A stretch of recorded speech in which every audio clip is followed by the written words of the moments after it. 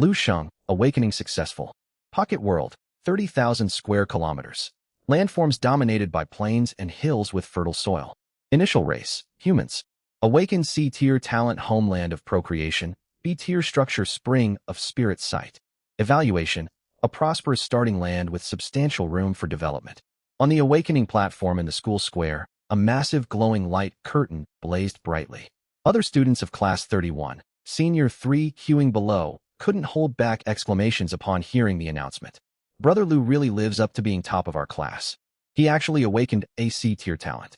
I don't think many students in ordinary classes have anything above C-tier, right? It's just a shame the human race is far too weak in the early stages. If it weren't for that, with the C-tier procreation talent pumping out population, he might even outmatch students from elite classes. Still not bad. Lu Sheng has outstanding academic grades. He might score around 600 in the National College Entrance Exam and stand a good chance of getting into a top-tier university. On the awakening platform, Lu Sheng sank into slight trance as he sensed the newly forged pocket world within him. Ever since he transmigrated to this world as a child, he had been eagerly awaiting this day of awakening upon turning 18. The reason was simple. This was a world where every person could become a god. Upon reaching adulthood at 18, everyone could attempt to open an internal pocket world with the aid of divine power and awaken one exclusive talent trait. Those who succeeded in awakening took a leap to become false gods blessed with 1,000 years of lifespan. Those who failed were doomed to remain mortals, destined to serve as laborers and servants for other gods, facing constant risk of complete annihilation. A pocket world spanning 30,000 square kilometers, paired with a C-tier talent and a B-tier structure, already made him a budding prodigy. Yet that was not why Lu Sheng was lost in thought. Within his mind, a brand new panel shimmered with faint luminescence. God, Lu Sheng, divine rank, false god, pocket world area, 30,000 square kilometers, environment, primarily plains and hills, subjects, humans. Subject population, 578 unranked mortal beings, talents. C-tier homeland of procreation, the more stable and secure living conditions are, the higher the breeding success rate and birth rate of all creatures within the pocket world. Maximum efficiency reaches 100x tier Lord of Traits, insufficient activation energy. Requires expenditure of 1 million faith points for secondary activation. Assets, B-tier structure spring of spirit sight. An X-tier talent? Over 18 years living in this world and 12 years of schooling, Lu Sheng only knew talent ranks spanned F through SSS. He had never once heard of an X rank. Could this be his transmigrator golden finger? A talent surpassing all established rankings? Lu Sheng's breathing quickened, and the palm resting on the awakening stone pillar trembled faintly. He understood what this implied. Surge after surge of overwhelming joy welled up inside him, making him yearn to roar aloud. The urge was fierce, yet Lu Sheng restrained himself. The Great Xia Ministry of Education explicitly banned gods from interfering with student pocket worlds, but an X-tier talent was far too extraordinary. There was no guarantee some power-hungry figure would not take desperate risks. He needed to return home first, uncover the exact effects of this talent, then plan his next steps. 1 million faith points sounded like a vast sum to ordinary families, but Lu Sheng's parents were both demigods belonging to the middle class. Coming up with that amount was well within their means. Student Lu Sheng, I know you're elated over awakening a C-tier talent, but awakening time is limited. Please step down. Others are waiting for their turn. Pulled back to reality by the awakening instructor's urging, Lu Sheng offered an awkward smile and hurried toward the crowd below. My apologies, teacher. I was simply overcome with joy and lost track of myself. The instructor nodded without further comment and proceeded to guide the next student's awakening. Wang Ping, awakening successful. Pocket world, 5,000 square kilometers. Landforms dominated by deserts and mountains. Initial race, serpent folk. Awakened E-tier talent berserk rage. Evaluation, barren land with limited developmental potential. Ouyang Na, awakening successful. Pocket world, 300,000 square kilometers. Landforms dominated by deadlands, desert, and wasteland. Initial race, goblins. No talent awakened. Evaluation, vast yet extremely hostile starting territory. It is advised to replace the subject race, otherwise developmental potential remains extremely low. One after another, students from Class 31, Senior 3 stepped onto the platform. Most awakened successfully, yet the vast majority only possessed E or F tier talents. Higher ranks were rare. After all, this was an ordinary class. Simply awakening successfully and gaining a talent was already a decent outcome. At the very least, they would be able to sustain themselves moving forward. Lu Sheng returned to his class formation, and his classmates immediately surrounded him like stars orbiting the moon. Congratulations, Brother Lu. If you transfer to the elite class later, don't forget about the rest of us. We absolutely have to organize a feast to celebrate. A C-tier talent plus a B-tier structure. Isn't Lu Sheng the strongest in our class? Lu Sheng responded to their flattery with a faint smile. What expressions would they wear if they learned he possessed an additional X-tier talent? Naturally, he would never speak of it. It was pure luck. Lu Sheng modestly waved his hand. Our class hasn't finished awakening yet. Someone might emerge later with even better talents and resources than me. It was nothing more than polite talk. Historical records showed that among ordinary classes at Linhai No. 1 High School, producing even one student with a C-tier or higher talent was considered extraordinary luck. Producing two? Practically impossible. Even without the X-tier talent, Lu Sheng stood head and shoulders above everyone else in the ordinary class, and ascending to demigod status in the future was all but guaranteed. Next, Liang. At the sound of this name, the ongoing chatter died down. All eyes turned toward the awakening platform. Lu Sheng watched as well, his gaze sharpening slightly. A young man wearing faded school uniform, exuding an aura of hardship, stepped onto the platform with his head hung low, heavy with nervousness. Liang, the poorest orphan student in the entire school. More importantly, there was lingering friction between the two of them. Back in Senior 1, Liang and Lu Sheng's childhood friend Lu Ruyan had both enrolled at Linhai No. 1 High. Before long, however, Lu Ruyan deemed Liang far too impoverished. She believed that even if he awakened a pocket world in the future, he could never afford sufficient resources. She quickly broke things off with him and began pursuing Lu Sheng, who came from a well-off household. Lu Sheng had no interest in coming between others, yet Liang still harbored resentment toward him. Judging by his background and innate aptitude, the odds of him awakening a high-ranked talent should be slim. Lu Sheng silently assessed him in his heart. Boom. Just then, blinding radiance erupted violently from the platform, and the broadcast voice echoed once more. Liang, awakening successful. Pocket world, 100,000 square kilometers. Landforms dominated by basins and river valleys. Initial race, Dragonkin. Awakened S-tier talent martial physique of Chi Seas, a tier-structured dragon blood pool, C-tier spirit, plant moon water immortal. Evaluation, an immensely prosperous starting territory. Near-perfect compatibility with the initial race, robust ecosystem, enormous developmental space, and staggering combat potential. Boom. The entire plaza erupted in uproar. How can this be? Liang is just an orphan. How did he awaken an S-tier talent? This makes no sense. That's an S-tier talent. Within our school, only Nangong Wenxue, top student of the elite class, can rival him. I remember, Liang and Brother Lu have some bad blood between them, don't they? Humph. Even with an S-tier talent, he lacks the wealth to support his pocket world. How can he compare to Lu Sheng? You know nothing. Anyone who awakens an S-tier talent will be swamped with investment offers. Resources won't be a problem. Students of Class 31, Senior 3 stared at the brilliant letter S displayed on the light curtain, faces filled with shock and disbelief. Moments earlier, those eager to curry favor with Lu Sheng subtly edged away. In times past, they would not have hesitated to mock Liang to win Lu Sheng's favor.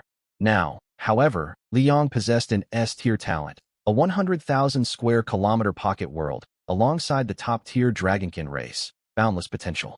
They dared not offend him. The safest choice was to remain neutral and take neither side.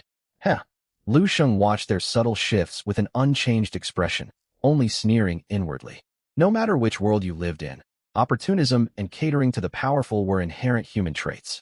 Compared to Lu Sheng's accidental involvement with Lu Ruyan, many of these same classmates had openly bullied Liang in previous years. Now they pretended to be impartial onlookers. He shifted his gaze toward the platform. After a brief moment of stunned silence, Liang suddenly burst into wild laughter. I made it.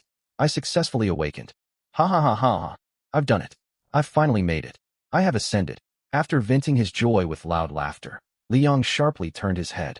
His gaze swept fiercely across every student of Class 31, Senior 3, before locking onto the tall, poised, and handsome youth.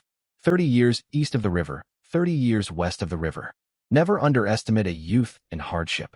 Lu Ruyan, Lu Sheng, did either of you imagine I would reach this day? Li Yang's voice carried powerful emotion, as if pouring out all the grievances and dissatisfaction he had endured over the past 2 years. The awakening instructor narrowed his eyes, clearly enjoying the drama unfolding before him. Awakening ceremonies saw all kinds of dramatic scenes every year. He had long grown accustomed to them. Down below, every pair of eyes fixed upon Lu Sheng, waiting to witness his response. As classmates, everyone knew the rumors that Lu Ruyan had left Li Yang for Lu Sheng, and understood the tension between the two boys. Lu Sheng's C-tier talent was impressive for ordinary students, yet paled in comparison to Li Yang's S-tier rank. Would he back down, or meet the provocation head-on? Beneath dozens of watching eyes, Lu Sheng remained calm. He felt neither fear nor anger, speaking plainly. Li Yang, as your classmate, I sincerely rejoice for you that you awakened an S-tier talent. Li Yang's laughter froze on his face, and the students of Class 31 stared in complete surprise. No pleading, no rage, none of the intense confrontation everyone anticipated. It was as if Lu Sheng truly paid no mind to Li Yang's challenge. This deviated completely from everyone's expectations. Very well. Now that all awakenings have concluded, everyone should head home to examine your pocket worlds. Discuss your future paths with your families as soon as possible. Settling on a development direction early will prevent wasted resources. Attend classes on time tomorrow. I will offer advice for pocket world development and share information regarding Ministry of Education grants, as well as details about the school's first monthly examination. As the atmosphere hung in awkward limbo, a gentle voice resounded for all to hear. A young, beautiful woman had silently stepped to the front of the class formation. Su Warner, head teacher of Class 31, Senior 3, a genuine demigod. With the head teacher speaking, the tense standoff naturally came to an end. The awakening ceremony drew to a close. Students of Class 31 departed one by one. Lu Sheng boarded a maglev shuttle bound for a high-end residential complex in the city center. Shangping Shujia, a residential district exclusive to demigods and their family members. His mind preoccupied with the X-tier talent, Lu Sheng hurried out of the shuttle the moment it arrived and rushed straight back home. His parents had been waiting in the living room. Seeing him return, they immediately stood up to greet him. Son, how did it go? Was awakening successful? How large is your pocket world? What talent did you receive? Don't worry no matter what the outcome is. Your father can support you either way. Moved by their concerned expressions, Lu Sheng smiled and replied, Awaken C-tier talent, homeland of procreation. There is also a spring of spirit sight within my pocket world. A C-tier talent. Just as expected of my son. I'll transfer 5 million faith points to you immediately as your initial startup capital. Lu Tiansheng waved his arm. The neural link band forged by technological gods flickered, and 5 million faith points transferred directly into Lu Sheng's account. In this world, all national currencies had been abolished. Faith points served as the universal currency, and they could only be produced by subjects residing within divine pocket worlds. An unranked mortal subject generated 0.01 faith points per day. A first-order creature produced 0.1, a second-order creature 1, and so on for higher tiers. By the way, son, what is your initial race? Humans, Lu Sheng answered truthfully. That works perfectly. Lu Tianxing slapped his thigh excitedly. You start off with the B-tier structure spring of spirit sight. It can gradually refine the physical aptitude of humans, steadily raising the chance of them developing spirit roots over time. The path of cultivation holds excellent prospects for you. Your father's subjects are also predominantly human. I will send over foundational cultivation arts for human practitioners later. That will save you from spending unnecessary wealth purchasing them. Lu Sheng's mother Wang Ning added, Son, you have only just opened your pocket world. You need abundant resources to complete your ecosystem and achieve stable self-sustaining cycles. Spend freely where necessary. Tell us if you lack anything. Aim for outstanding results in the upcoming monthly exam to make your parents proud. One of your father's colleagues' sons awakened a C-tier talent and never stops bragging about it. Your father has been itching for you to outshine him. Lu Tianxing protested at once. What are you saying? Our son is outstanding. I have every right to boast. And old Zhao's son is in the elite class, acting high and mighty. Once my son transfers into the elite class, we'll see how arrogant he remains. Mom, Dad, I haven't inspected my pocket world yet. I'm heading to my room first. Seizing the chance to escape before the conversation drifted further off track, Lu Sheng excused himself. Off you go. Today is a joyous occasion. Later your father will personally cook dinner to show off his skills. Back inside his bedroom, Lu Sheng sat down and closed his eyes. His consciousness sank straight into his pocket world. Endless plains stretched into the distance, dotted with rolling hills and forests. Birds sang amid blooming flora, painting a vibrant, lively scene. At the very center of this world sat a spring 10 meters across, the B-tier structure, Spring of Spirit Sight. A small tribal settlement had sprung up around it. Hundreds of figures clad in crude animal hides bustled about, tending to various tasks. All 578 of his subjects gathered here. Beyond this settlement, the majority of the pocket world remained empty wilderness. In the early development phase of a pocket world, population and food are the most critical shortages. Lu Sheng nodded to himself. His homeland of procreation talent perfectly offset humanity's slow natural breeding rate, preventing population shortages from dragging down early growth. After briefly observing the state of his pocket world, he shifted his awareness, and the translucent interface materialized once again. Talents. C-tier homeland of procreation, X-tier lord of traits, insufficient activation energy. Requires expenditure of 1 million faith points for secondary activation. Activate. 5 million faith points rested within his account. Lu Sheng did not hesitate for a second and confirmed the activation command. Faint ripples spread through the space. 1 million faith points vanished. The panel flickered, and new text appeared. God. Lu Sheng. Talents. C-tier homeland of procreation description omitted X-tier lord of traits. Every midnight in the main world, one brand new random rank talent trait refreshes automatically. All previously acquired talent traits are permanently retained. So every single day, I gain an additional talent, with no upper limit on rank. Lu Sheng swallowed hard as he read the description of Lord of Traits. In this realm filled with gods, cases of dual talents were not entirely unheard of. 1,000 years prior, a god surnamed Tang appeared to possess only an F-tier plant growth talent on the surface, while secretly holding a hidden SSS-tier forging talent. Since the founding of the divine calendar, such individuals remained extremely rare, numbered on just a handful of hands. Yet if this power functioned as described, Lu Sheng could potentially gain an infinite number of talents. Even false gods boasted 1,000 years of lifespan, over 300,000 days, 300,000 talents in total. Even if every single one was merely F-tier, that collective power would easily crush peerless geniuses with SSS-tier talents. Lu Sheng drew a deep breath to calm his surging excitement and tapped the neural link band on his wrist. Powerful as Lord of Traits was, its strength required time to mature. With poor luck in the short term, he could still fall behind prodigies born with S-tier talents. Furthermore, developing a divine pocket world depended on far more than talents alone. Resources and careful governance by the god were the true keys to progress. Blindly pouring in resources might rapidly boost strength short-term, yet severe hidden crises would inevitably erupt. What's more, while his parents were demigods with comfortable wealth, they could not compare to top-tier aristocratic clans capable of purchasing special world wonders for their heirs from birth. Lu Sheng tapped the band, and a translucent light screen instantly materialized. Ding! Intelligent Entity Shadow, at your service. Detected user is a senior high school student. Tax exemption applies to ordinary purchases.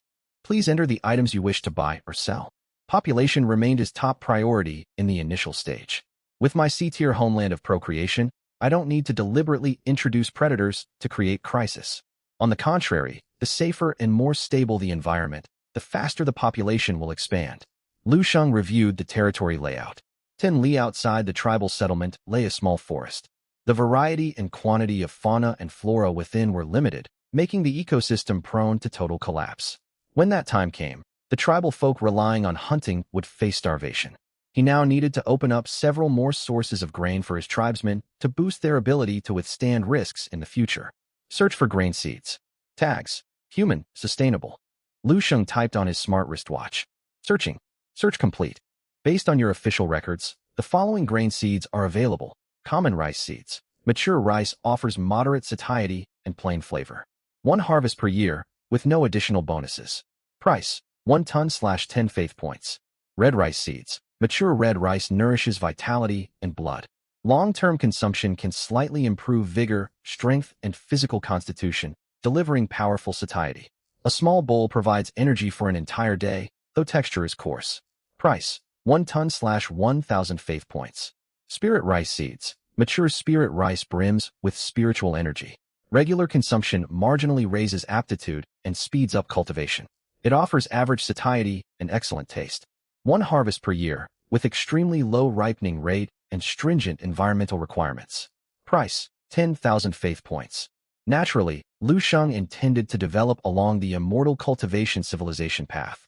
Aside from his lifelong childhood dream of cultivating immortals, immortal cultivation grew increasingly formidable in later stages, perfectly suiting the strengths of the Lord of Lexicons. Moreover, Lu Tianxing specialized in immortal cultivation. He could offer maximum support, saving Lu Sheng countless faith points. But the immortal path was not one anyone could tread at will. There was a well-known question. Without spirit roots, is cultivation truly impossible? Lu Sheng's answer was yes. From the moment he first laid eyes on the tribesmen, he had discovered that none of the 578 people possessed spirit roots. Barring special talents granting innate spirit roots, all other methods only raised awakening odds. There was no hope for this generation. He could only wait and hope descendants born in the future would awaken spirit roots. Still, he could not wait idly. Since immortal cultivation was temporarily unfeasible, physical training would come first. Purchase 10 tons of red rice seeds and 10 tons of spirit rice seeds. After quick mental calculations, Lu Sheng reached his decision. While 20 tons of seeds sounded substantial, they would not fully sustain 500 people. Yet one crucial detail remained. Time flowed at different speeds between the main world and the small world. One day in the main world equaled 1 year inside the small world. The primitive tribesfolk held no modern concepts of morality. Men and women paired freely. Children knew only their mothers, not their fathers. Without contraceptive measures, nearly every woman fell pregnant each year. Before long, the tribe's population would surge exponentially. As he confirmed the purchase, 11,000 faith points were deducted. 2 gilded cards materialized out of thin air before him, printed with images of red rice seeds and spirit rice seeds respectively. All matter within the small world could be condensed into card-like forms through divine power and transported via spatial energy. It was an extremely convenient function, though it meant the cosmic delivery service was officially out of a job. Lu Sheng projected his consciousness into the small world. With a wave of his hand, the 2 cards transformed into streams of light descending near the spirit eye spring. At the same instant, a voice rumbling like the grand hymns of the great Tao echoed in every tribesman's mind. Heaven and earth are impartial. They treat all living things as straw dogs. Today, I take pity on your suffering and bestow upon you 2 varieties of grain seeds. These grains strengthen the body, and prolonged consumption improves innate aptitude. You must sow them across fertile lands, tend them diligently, and labor unceasingly. Only then will granaries remain full, and no soul shall perish from hunger. We offer thanks for the deity's grace. Every tribesman knelt respectfully, prostrating themselves fully to the ground and shouting in unison. After receiving instructions, the tribesmen quickly mobilized. This was where the advantage of highly intelligent beings showed. The 500 people split work clearly. Excluding pregnant women, half traveled to the nearby forest to hunt, while the rest took seed stocks and set about clearing land to plant both varieties across the surrounding fertile soil. Only half an hour had passed in reality, yet vast stretches of farmland sprouted around the tribe in the small world. Planted close to the Spirit Eye Spring, the red rice and spirit rice flourished, already reaching over 10 centimeters in height. Had his initial race been unintelligent creatures such as goblins, they would have done nothing but reproduce endlessly. Even gifted seeds would never have been planted. Lu Sheng then opened his wristwatch mailbox to find a parcel sent by his father Lu Tianxing. The parcel contained 2 foundational cultivation manuals, the Immortal Cultivation Text Qi Refining Formula and the Body Training Technique Wild Ox Body Refining Art. Immortal cultivation was out of reach for now, yet physical training imposed no prerequisites. Anyone could practice it, provided they endured hardship. And so, half a month after finishing the sowing work, the tribesmen heard another divine edict ring out. This is the Wild Ox Body Refining Art. It can. After dinner, Lu Sheng's consciousness returned. Merely the span of a meal in the real world, yet most tribesmen within the small world, young and old, men and women alike, were practicing the Wild Ox Body Refining Art. Unfortunately, most possessed mediocre talent. A full month of training only granted them a slight boost in physical strength. They remained far from breaking through to the first tier of body refining, becoming Tier 1 creatures. One side effect of practicing was a sharp increase in appetite. Food supplies were beginning to run thin for the tribe. Lu Sheng browsed the marketplace for a while and finally decided to buy an ecological package suited to the local forest terrain. Basic ecological package includes fast reproducing plants, 10 million adaptable water milk grass saplings, 100,000 ordinary hares, 10,000 herbivorous wild oxen, 500 ordinary gray wolves, 10 tigers. Price, 1,000 faith points. It formed a simple food chain.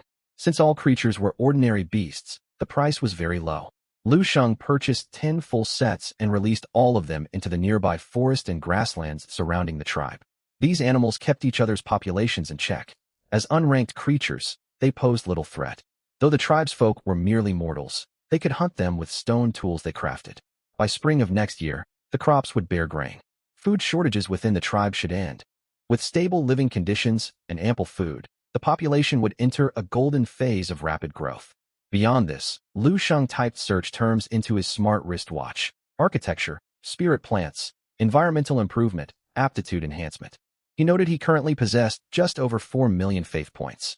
Knowing he would unlock more talents in the future, he refused to act hastily and chose to consolidate his foundations first. Ding. Searching for suitable goods. The light screen flickered once, displaying 3 entries. Grade B structure, Spirit Eye Spring, continuously radiates spiritual energy outward. The closer one is to the spring, the stronger the energy's effects. Long-term existence elevates spiritual energy levels for dozens of li around. Gradually improves the tribesman's physical condition and marginally raises the chance their descendants will awaken spirit roots. Price, 5 million faith points. Grade C structure. Tempering pool. Consume 100 gene of animal blood daily.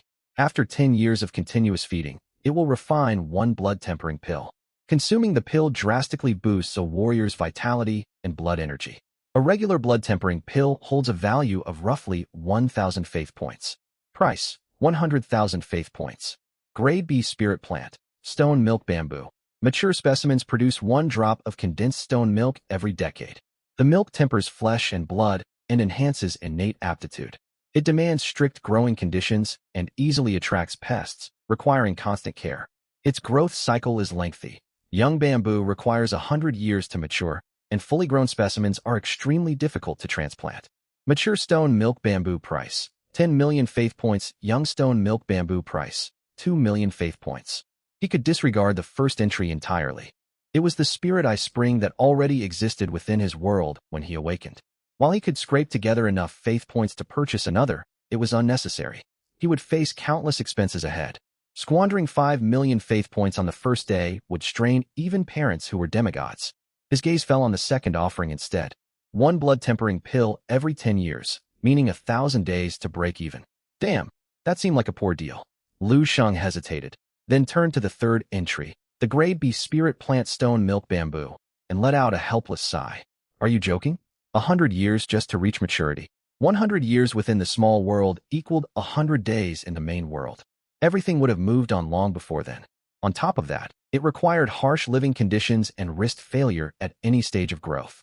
It was clearly a problematic spirit plant, which explained the massive price gap between young and mature specimens. Lu Sheng sighed. Truly, boosting his tribesmen's innate aptitude would be no simple task. He would wait to see what talent awakened at midnight before making further plans. Lu Sheng closed the marketplace interface, lay down on his bed, and opened his class chat group. Have you all heard? Li Yang awakened an S-rank talent. The Nangang clan, one of the 4 great families of Linhai City, has taken notice of him. Rumor says he signed a deity contract, and his whole family has moved into a villa. Huh? He only just opened his small world and already signed a patron contract. Isn't that rushing things? Sigh, us ordinary folks. Even if we awaken great talents and powerful initial subjects, without resources in the early phase, development will stall anyway. Besides, Li Yang's Qi martial body cultivation devours enormous amounts of resources. It simply means he'll work for them for decades in exchange for funding. Still better than those of us who cannot attract any investors at all. Don't get me started. My initial world is barren. Famine has struck, several of my subjects have already starved to death. I remember you awakened a forging talent. I have surplus grain in my small world. Want to strike a trade? Most students in the group were complaining or exchanging information and trading surplus supplies they possessed. Li Yang secured investment already? With an S-rank talent, financial backing from a major clan, and Dragonfolk as his top-tier initial race, his development will surge. Lu Sheng pondered. Li Yang's name would undoubtedly resound across Linhai No. 1 High School in the upcoming monthly school exam, drawing countless factions offering investment. This sparked a train of thought in Lu Sheng. If powerful parties approached him later with an investment offer, demanding he sign a deity contract promising to serve them for decades or centuries once he grew into a mighty deity, would he agree? As these thoughts swirled, time ticked onward. The wall clock struck 12. Lu Sheng immersed his consciousness into his divine realm. The X-rank talent Lord of Lexicons glowed brightly on the light screen. X-rank talent Lord of Lexicons activates. Lexicon refresh successful. A new lexicon has emerged. A rank lexicon. All things grow. All things grow. Spend faith points to accelerate plant growth and shorten maturation cycles.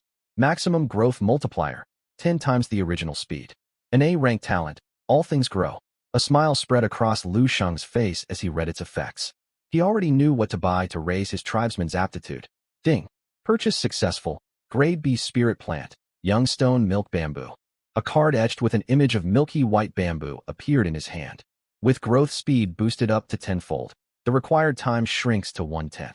It will only take 10 years for the bamboo to mature. Even selling fully grown stone milk bamboo after that, after covering transplantation costs, I'll net several million faith points. Not only that, grain crops can be ripened faster too. Crops that originally needed a full year to mature will be ready in just 1 month. Food shortages will never trouble me again, even without any further talents. Just all things grow guaranteed extraordinary heights. At minimum, he could operate as an interworld trader and earn millions monthly without breaking a sweat.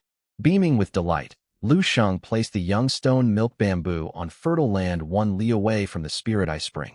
He sent forth a divine edict ordering the tribesmen to tend to it with utmost care. Having finished this task, he lost the desire to continue shopping. He withdrew his consciousness back to the real world and fell asleep in bed. He had morning classes the next day. He could not afford to stay up late.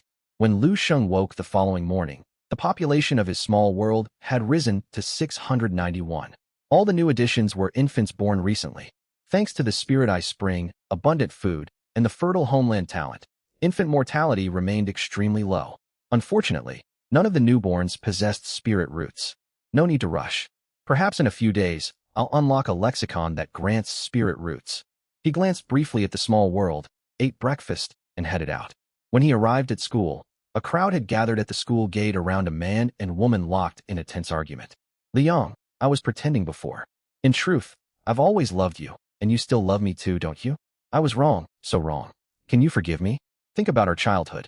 We spent every day together. Now that you've awakened an S-rank talent, why cruelly cast me aside? Slap. Midway through Lu Rian's impassioned plea, Liang finally lost patience and struck her across the cheek, sending her tumbling to the ground. Lu Rian, how dare you speak of the past? I opened my heart once, and you made me lose everything completely. You looked down on me when I had nothing. Now you can never reach my standing. I shall not waste words on all that came before. From this moment on, we sever all ties, never to interact again. Only profound disappointment lingered in Li Yang's eyes. After delivering the slap, he said nothing more. He turned toward the teaching building, leaving Lu Rian sitting on the pavement sobbing. Lu Sheng watched the scene in amazement. From the class group chat, he knew Lu Rian had only awakened an E-rank talent.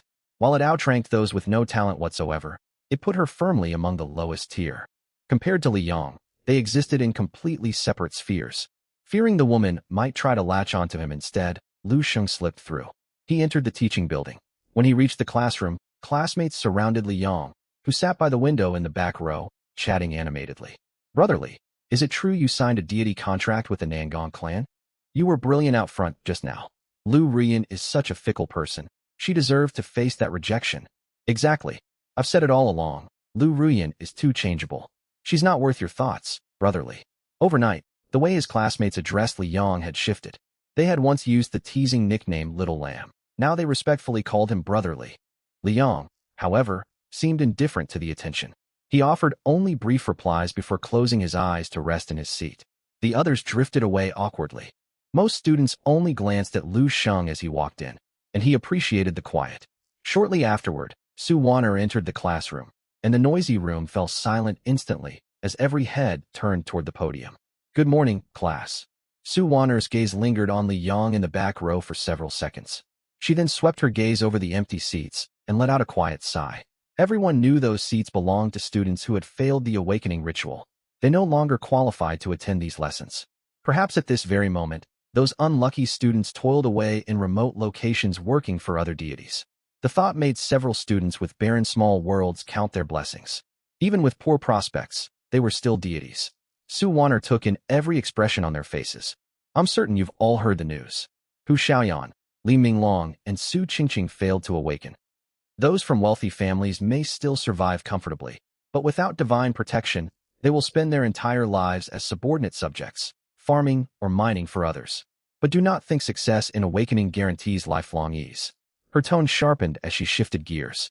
Some among you rule small worlds with scarce resources and weak races. Several have already suffered ecological collapse and mass deaths of subjects within the first day. Do you understand what happens if every last subject perishes? Su Wan'er's stern voice chilled the classroom atmosphere. Students with weaker talents paled, looking uneasy. Several of them struggled with parched, unfarmable land and scarce wildlife in their small worlds. They could only scrape by purchasing resource cards. Those from poor families had no choice but to let their subjects endure hunger. If your divine realm perishes, its deity perishes alongside it. Every word struck like a hammer to their bones. Su Wan'er waved her hand, and a high-definition projection appeared on the blackboard. It displayed a divine realm under invasion by foreign deities. A massive sky passage tore open on the horizon. Countless demonic beasts surged forth like locusts, ravaging land and soil. The human defensive walls crumpled like paper before them. When the world was finally swallowed, the omnipotent supreme divine being dissipated along with it, turning into ashes. The moment you successfully awaken your divine realm, your lives become intertwined with your realms. Prosperity comes hand in hand, and ruin befalls you altogether. You must bear this firmly in mind. Never casually reveal the coordinates of your minor worlds to others. If malicious, immensely powerful individuals learn of them and invade your divine realms, even if the Ministry of Education brings retribution afterward, your losses can never be recovered. Satisfied that she had captured everyone's attention, Su Wan'er nodded and offered a measure of encouragement. Still, if you nurture your divine realm well, your power within the main world will surge rapidly.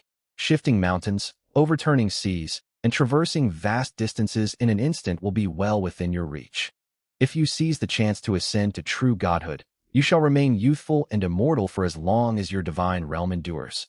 These words instantly ignited the enthusiasm of every student in the classroom, and they could not help but let their imaginations run wild. Even Lu Shang's heart stirred violently. To move mountains and overturn seas, to live forever. That day will not be far away. Lu Shang clenched his fist, his eyes glinting with resolve. Up on the platform, Su Wan'er continued her lecture. The core of today's lesson is a reminder. Your subjects within the divine realm share an intimate bond with you. Stay humble. Do not slack off just because your innate talent is mediocre, nor grow arrogant and neglect nurturing your subjects simply because you possess great talent. Many among you come from impoverished families. For this reason, the Ministry of Education has rolled out subsidy policies. Students with different evaluation grades can apply for interest-free student loans of varying amounts, which you may check at any time. Beyond that, I have the most important announcement, the monthly school examination held by Linhai No. 1 High School. Su Wan'er tapped the desk, and every student in the classroom sat up straight, their expressions turning earnest. As you all know, the college entrance examination totals 1,000 points. 100 points for theory, 300 points for divine realm prosperity, and 600 points for practical combat. Thus, the combat prowess of your subjects holds immense importance. Your primary focus moving forward can be raising your subjects' cultivation ranks and equipping them. The higher your ranking, the greater the subsidies you will receive from the Ministry of Education. All students ranked within the top 100 in this monthly exam will be awarded 1 million faith points by the Ministry of Education. Those in the top 30 school-wide may select one Class C building of their choice, and the top 10 will additionally receive a Class B building of their own picking. Boom. The atmosphere in the classroom erupted. Even Li Yang's eyes blazed with fervor, and emotion finally surfaced on his face. A Class B building. Even the weakest among them was worth millions of faith points, while those with extraordinary effects could command tens of millions, priceless treasures that could not be bought for any price. Very well. I have covered everything I needed to say. If you have any questions regarding your divine realms, you may come forward now. I will provide solutions for each of you. Most students of Class 11, senior year, came from ordinary households and could not afford to hire divine consultants for guidance. Su Wan'er was the only demigod within their reach. For this reason, A crowd lingered beside Su Wanner until the bell rang, waiting eagerly for her advice. Lu Sheng, however, appeared uninterested. One day in the main world equaled 1 year within the minor worlds. The flow of time was far too rapid. A small oversight could trigger the collapse of the fragile ecosystems within these pocket realms. Yet he had purchased 10 ecological packages the previous day. Even if accidents arose, the vast diversity and volume of species would sustain and regulate the environment on their own, so there was little cause for concern. On top of that, he possessed a tenfold crop growth acceleration ability, eliminating any risk of food shortages. He caught Li Yang's gaze, nodded toward him, then left the classroom. He had once had a group of acquaintances within Class 11, senior year. But after Li Yang awakened his S-grade talent, those people feared being dragged into trouble and never sought him out again. Lu Sheng was glad to be free of their company. Returning home, he immediately turned his attention to his minor world. Nearly half a year had passed within the realm. Record, your subject, Long, has broken through to the first layer of body tempering, becoming a first-order creature. Record, your subject, Long, has been elected tribal leader, becoming the first chieftain of the Giba tribe. Thanks to spirit rice and red rice boosting their physical condition, a first-order creature had emerged far sooner than Lu Sheng had anticipated. Near the Spirit Eye Spring, the tribe's appearance had already undergone noticeable changes. A half-meter-tall palisade of sharp stakes encircled the dwellings, clear proof that his subjects had developed a sense of territoriality. The spirit rice and red rice bestowed by the divine being ripened so quickly. This is the 5th harvest this year, is it not? We have far more than we can eat. The granaries are overflowing. We will need to build another storage house in a few days, I reckon. Chieftain Long has gone hunting again. We will have meat for supper tonight. Within the tribe, men tilled the land while women wove cloth. Every woman tended to 1 or 2 children, or held an infant in her arms. Lu Sheng focused his sight on the subject named Long. The man led a hunting party of dozens deep into the forest, tracking wild bison. His muscles bulged, and his frame moved with lithe agility. Relying on preset traps, with Long at the forefront as a body-tempering first-layer warrior, the group could bring down an adult wild bison in a little over 10 minutes. They then hauled the carcasses back to the settlement one by one. The tribe has not yet flourished. Our subjects are only marginally stronger than ordinary humans, and transporting game remains terribly slow. Lu Sheng observed that while Long's hunting team spent 3 hours slaying prey, they required 3 times as long to carry the animal carcasses back. With this thought in mind, he activated his smart wristband and began searching the marketplace interface. Filters, kindred, low food requirements, hardworking, and enduring. Ding. Suitable kindred have been located. Kindred, stonefolk rank. First order creature description. Stonefolk possess immense strength and work tirelessly. Their rock-hard skin withstands wind and sunlight for centuries without harm, and they boast lengthy lifespans. Upon death, they fragment into smaller stone golems. They feed solely on soil. As long as they are not overworked or starved for prolonged periods, they are easy to cultivate. However, their intelligence is limited, making them incapable of complex labor. Price: 1,000 faith points per individual. Warning: while stonefolk are first-order creatures with timid temperaments and poor combat skill, their brute strength makes accidental injury possible if your minor world subjects are weak. Choose carefully. Lu Sheng's eyes lit up upon reading the stonefolk's profile. He had seen these creatures before through his mother Wang Ning. They were commonly used for mining and hauling cargo, incredibly convenient. Their simple minds meant there was no risk of rebellion. A single first-order stonefolk could match 10 ordinary body-tempering martial artists. Lu Sheng promptly spent 100,000 faith points to purchase 100 stonefolk, releasing them into his minor world and granting command authority to Long. Inside the minor world, Long was directing the hunting party to move the remaining beast carcasses when a streak of light shot across the sky, crashing to the ground like a meteor. 103-meter-tall beings formed from stacked rock appeared on the spot. At the same time, a divine edict echoed in his ears. These are Stone's servants, gifted with prodigious strength. They may be used to speed transportation and carve roads. Make full use of them. Long dropped to his knees at once, pressing his forehead to the earth. Praise the divine being. He rose swiftly afterward and called out to the hunters behind him. These are stonefolk, servants sent by the divine being, who takes pity on our toil. Place the beast carcasses upon their backs at once. Praise the divine being. Praise the divine being, echoed 30 hunters in unison. Hearing Long's words, the men of the hunting party bowed respectfully and lifted the carcasses they carried, loading them onto the towering stone folk. Loads that weighed heavily for the humans felt as light as paper to the stone folk. A single stone being could lift 7 or 8 wild bison with ease. The stone folk's heavy weight compacted the ground as they walked, and loose pebbles falling from their bodies marked a clear trail for others to follow. With the stone folk's aid, transport efficiency surged. Many tribesfolk were freed from hauling duties, able to join hunting parties or expand the tribe's population. The tribe began to expand rapidly. Lu Sheng knew this growth stemmed not only from the millions of faith points he had invested, but also the tenfold crop growth buff. Without spirit rice and red rice to strengthen his subjects' physiques, no body-tempering warriors would have emerged, and the tribe would lack the capacity to command the stone folk. At this stage, apart from Liang, almost no one else in the ordinary class could match his pace of development.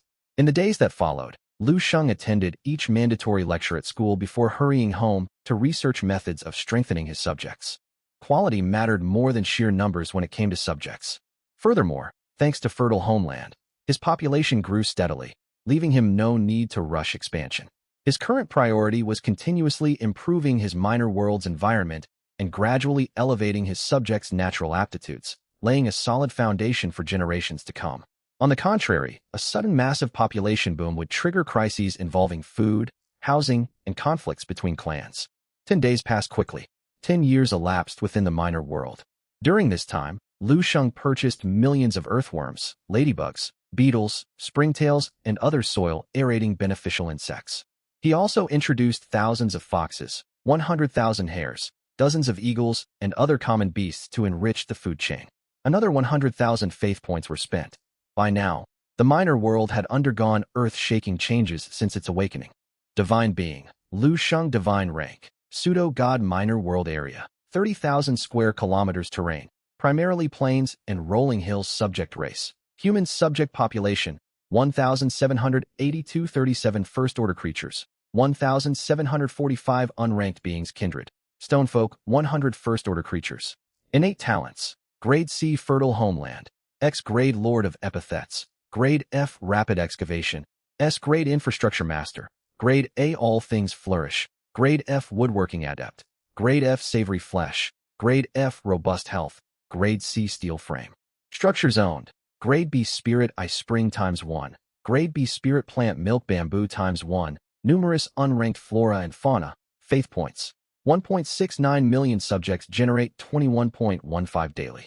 Over 10 days, the tribal population had expanded from an initial 600 to more than 1,700, though most of the new additions were children under 10 years old.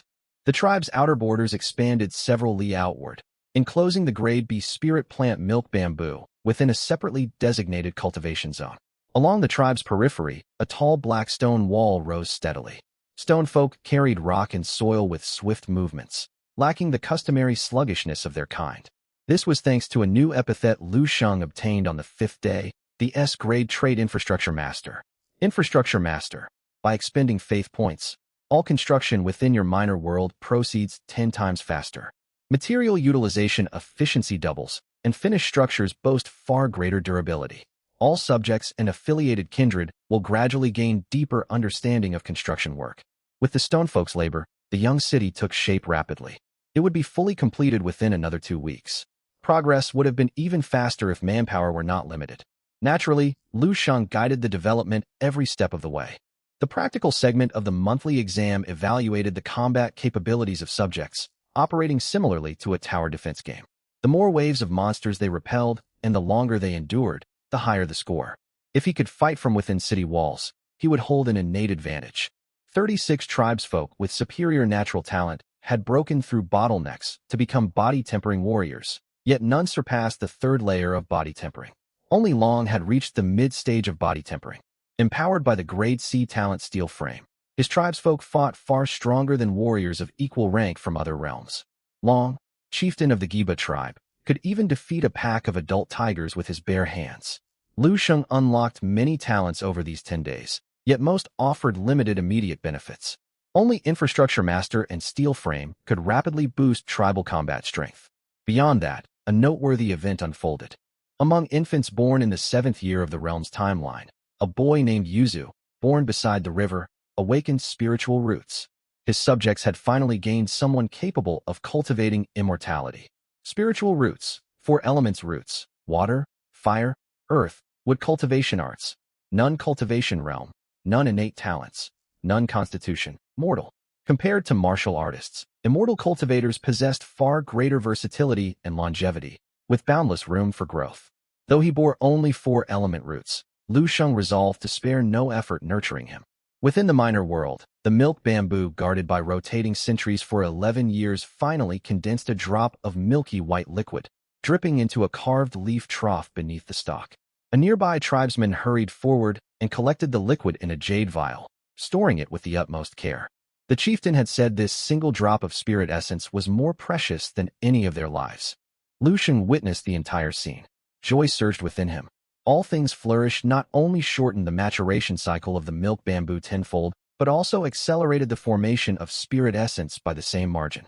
Ordinary divine beings needed 110 years to harvest their first drop of spirit essence. Lu Sheng required merely 11. It would be perfect for refining Yuzu's physique and purifying his mortal flesh. Shortly after the spirit essence formed, Long traveled to the milk bamboo grove and retrieved the jade vial. He arrived at a stone hut and knocked upon its door. "Chieftain Long, what brings you here? Is there a task you wish my family to undertake?" A woman holding Yuzu stepped outside, gazing at Long with deep respect. As the tribe's founding chieftain, Long had led the people to abundant food and shelter and begun building their city. Every tribesman revered him without question. "The divine being has sent forth an oracle. Your son Yuzu possesses the aptitude to become an immortal. The Divine One has bestowed an immortal cultivation technique, alongside the spirit liquid from the milk bamboo. Praise the divine being." The woman did not doubt Long's words for an instant. She handed the toddler in her arms to him, and Yuzu drank the spirit essence. Minutes later, Yuzu let out a cry and twisted restlessly in the woman's embrace. Pitch-black filth seeped from every pore of his skin, coating his body completely. His mother was terrified, but Long assured her the transformation was normal. He carried Yuzu to the river and washed him clean, revealing a child remade. His skin was fair as snow, and his eyes shimmered like starlight, clearly distinct from all other children. From that moment onward, 3-year-old Yuzu officially began practicing the Qi refining manual. The tribal population has nearly doubled, and we command a sizable force of body-tempering warriors. Ordinary meat can no longer meet their nutritional demands. Lu Sheng fell into thought. He resolved to introduce edible first-order creatures to his minor world. The Giba tribe's current strength was more than sufficient to hunt such beasts. Search filters. First-order creature, edible for humans, moderate aggressiveness. Thanks to his grade F talent savory flesh, any creature fit for consumption would serve as excellent sustenance. These were merely 11 talents. Once he acquired more, every facet of development could be covered. The glowing interface of his smart wristband quickly displayed the targets he sought. Ding. Suitable first-order creatures located. Bloodfiend boar, first-order creature. A mutated variant of wild boar. Its altered blood contains dozens of times more energy than ordinary boars. Its powerful musculature allows it to smash small tree trunks with ease. It holds strong territorial instincts and often travels in herds, yet it rarely initiates attacks outside its territory. Its flesh holds extraordinary nutritional value, ideal for replenishing vital energy in martial artists. It reproduces at a moderate pace and requires sustainable hunting management. Price: 100 faith points per individual. Though both ranked as first-order creatures, bloodfiend boars, as prey animals, serve far fewer practical functions than labor-focused stonefolk, which explain the vast difference in price.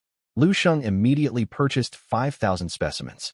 He released 3,000 into the small forest near the tribe, and the remaining 2,000 into a large forest 50 li east of the emerging city.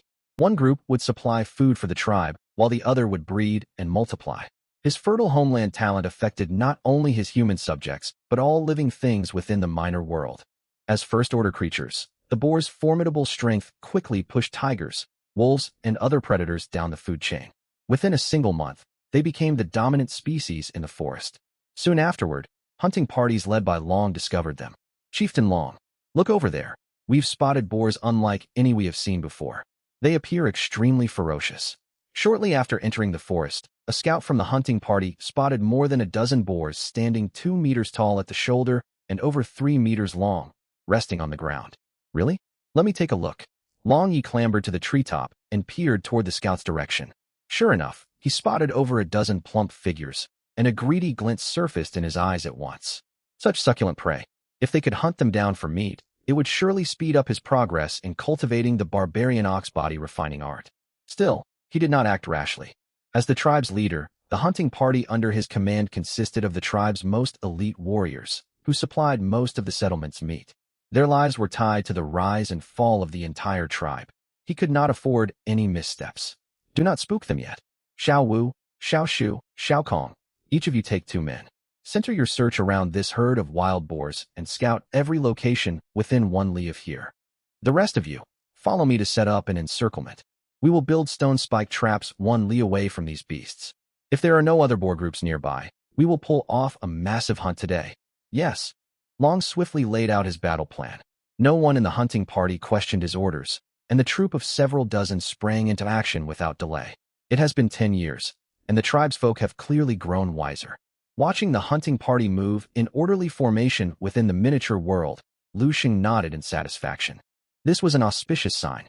It meant tangible progress would come both in cultivation and the cultivation of crops. His consciousness lingered within the miniature world, observing how Long and his men hunted the blood-red porcupines, when his mother Wang Ning's voice echoed from outside his room in the main world. Son, come out for a moment. Your father and I need to talk to you. I'm coming. Lu Sheng withdrew his awareness from the miniature world and replied. Development in the miniature world was already on track. It would suffer no setbacks even if he turned his attention away for a while.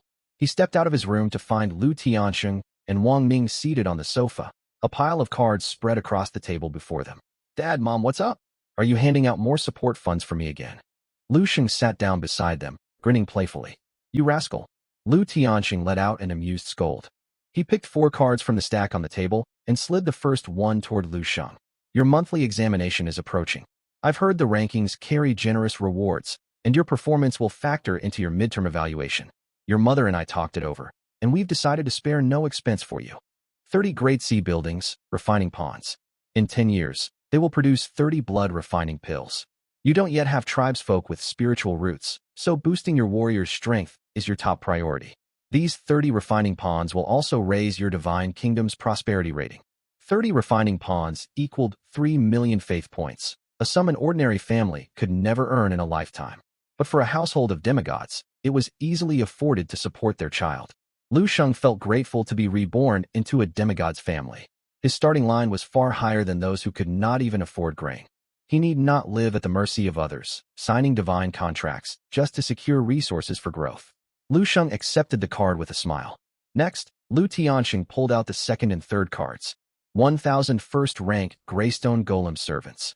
Last night you mentioned your tribe has grown to 1,000 people, and you already have warriors at the mid-body refining realm. They should be capable of commanding these Greystone Golems. This is also a grade E fine iron vein. Pair it with the golems, they possess great talent for forging. You can also purchase stone giants for mining. Before long, you will be able to mass-produce grade F and grade E weaponry. A grade E fine iron vein. Lu Sheng was utterly stunned. Though only grade E, this vein was far more valuable than the refining ponds or Greystone Golem servants. It was an incredibly profitable asset. After all, even the lowest grade F weapon sold for 100 faith points on the terminal network, while grade E arms fetched 10,000 faith points apiece. There was an unbridgeable gap in combat power between tribesfolk armed with proper gear and those without. The value of a mineral vein was incalculable. Owners almost always kept them for personal exploitation, rarely putting them up for public trade. His parents were truly pouring immense resources into him. Mom, Dad, this is far too precious. If you developed it yourselves, you could earn far greater profits, right? Lu Xing asked in confusion. We certainly could, but mineral veins cannot be relocated once planted. Resources like this are exceedingly rare, and they grant huge bonus points for the National College entrance examination. Lu Sheng tried to speak further, yet Lu Tianxing waved his hand. Just take it, son. You possess outstanding talent. Your miniature world is developing far better than those owned by ordinary grade C talents. You may well become a true deity one day. When that happens, your father and I will rely on you to live in comfort. Lu Sheng patted his chest confidently. Just wait and see. You'll enjoy the good life, thanks to me. Very well. The 4th card is a grade B building, Spirit Herb Garden. Spiritual herbs grown here will mature twice as fast. The air brims with dense spiritual energy, and there is even a chance for supreme divine herbs to sprout. On top of that, I will transfer another 5 million faith points to you. Do well in the upcoming monthly examination. Got it.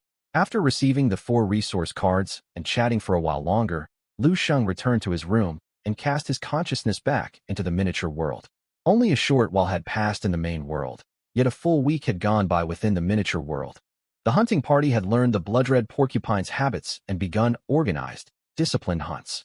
Lu Sheng waved his hand, and 30 refining pawns descended onto the open ground within the settlement. With another gesture, the Grade B spirit herb garden materialized beside the stone milk bamboo, enveloping it completely. Rumble. At the same time, the Grade E fine iron vein emerged in the mountain ranges north of the settlement, accompanied by 1,000 greystone golem servants.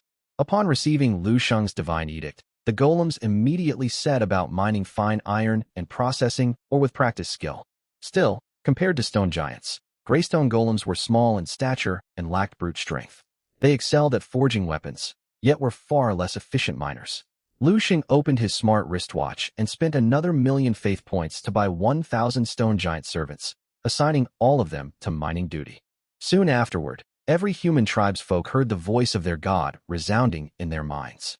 30 refining ponds shall stand on the open ground south of the settlement. Each pond requires 100 gene of beast blood poured into it every day. After 10 years, each shall yield 1 blood refining pill. Beside the stone milk bamboo, I have lowered a spirit herb garden. All rare medicinal plants will be cultivated here henceforth, their growth speed doubled. Tend them carefully and watch over them day and night. 70 li north of the settlement lies a mountain range holding a fine iron vein. I have ordered my servants to mine ore and forge weapons there. Every year, you must send a troop to collect finished arms. In 20 years, foreign monsters will invade. You must prepare yourselves, stand firm, and fight to the last breath. Defy this warning, and your entire tribe shall be exterminated. Boom, boom, boom. Every working human tribesman knelt and pressed their foreheads to the ground, shouting in unison, "We obey the divine edict." Lu Sheng pondered for a moment before relaying news of the invasion, which coincided with the monthly examination, to his people.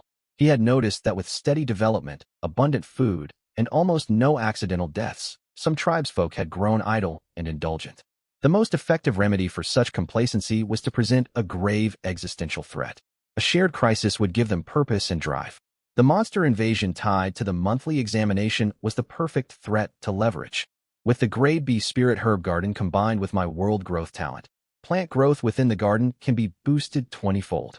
It is time to purchase more spiritual plants. Lu Sheng opened his smart wristwatch and quickly began searching the network. He filtered for tags, extremely hard to cultivate, long maturation cycle, juvenile specimens. He still held over 6 million faith points. He lacked the funds to buy large quantities of mature high-grade spiritual plants, but those slow-growing juvenile specimens that most cultivators dismissed would be immensely valuable for him. Grade B spiritual plant, stone milk bamboo. Grade D spiritual plant, moonlit reflections flower. An aquatic plant. Once mature, it continuously releases a delicate fragrance that improves terrestrial environments.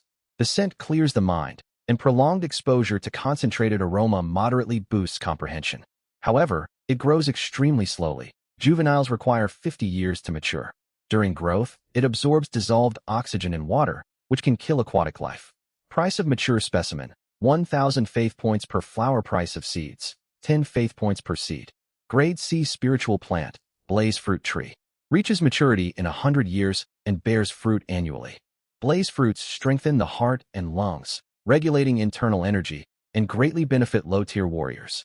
Price of mature specimen, 100,000 faith points per tree. Price of seeds, 10,000 faith points per seed. Grade B spiritual plant, flesh mushroom. Requires animal blood irrigation for 3,000 years to mature. Higher grade beast blood shortens the growth cycle, with a minimum maturation time of 1,000 years. Once fully grown, consuming the mushroom drastically boosts physical vitality and aids breakthroughs to higher cultivation realms. Its lengthy growth cycle makes it unsuitable for deities below the 5th demigod rank. Price of mature specimen, 900,000 faith points per mushroom. Price of seeds, 10,000 faith points per seed. If he possessed unlimited funds, Lu Sheng would skip all other options and buy only stone milk bamboo. Unfortunately, his resources were limited.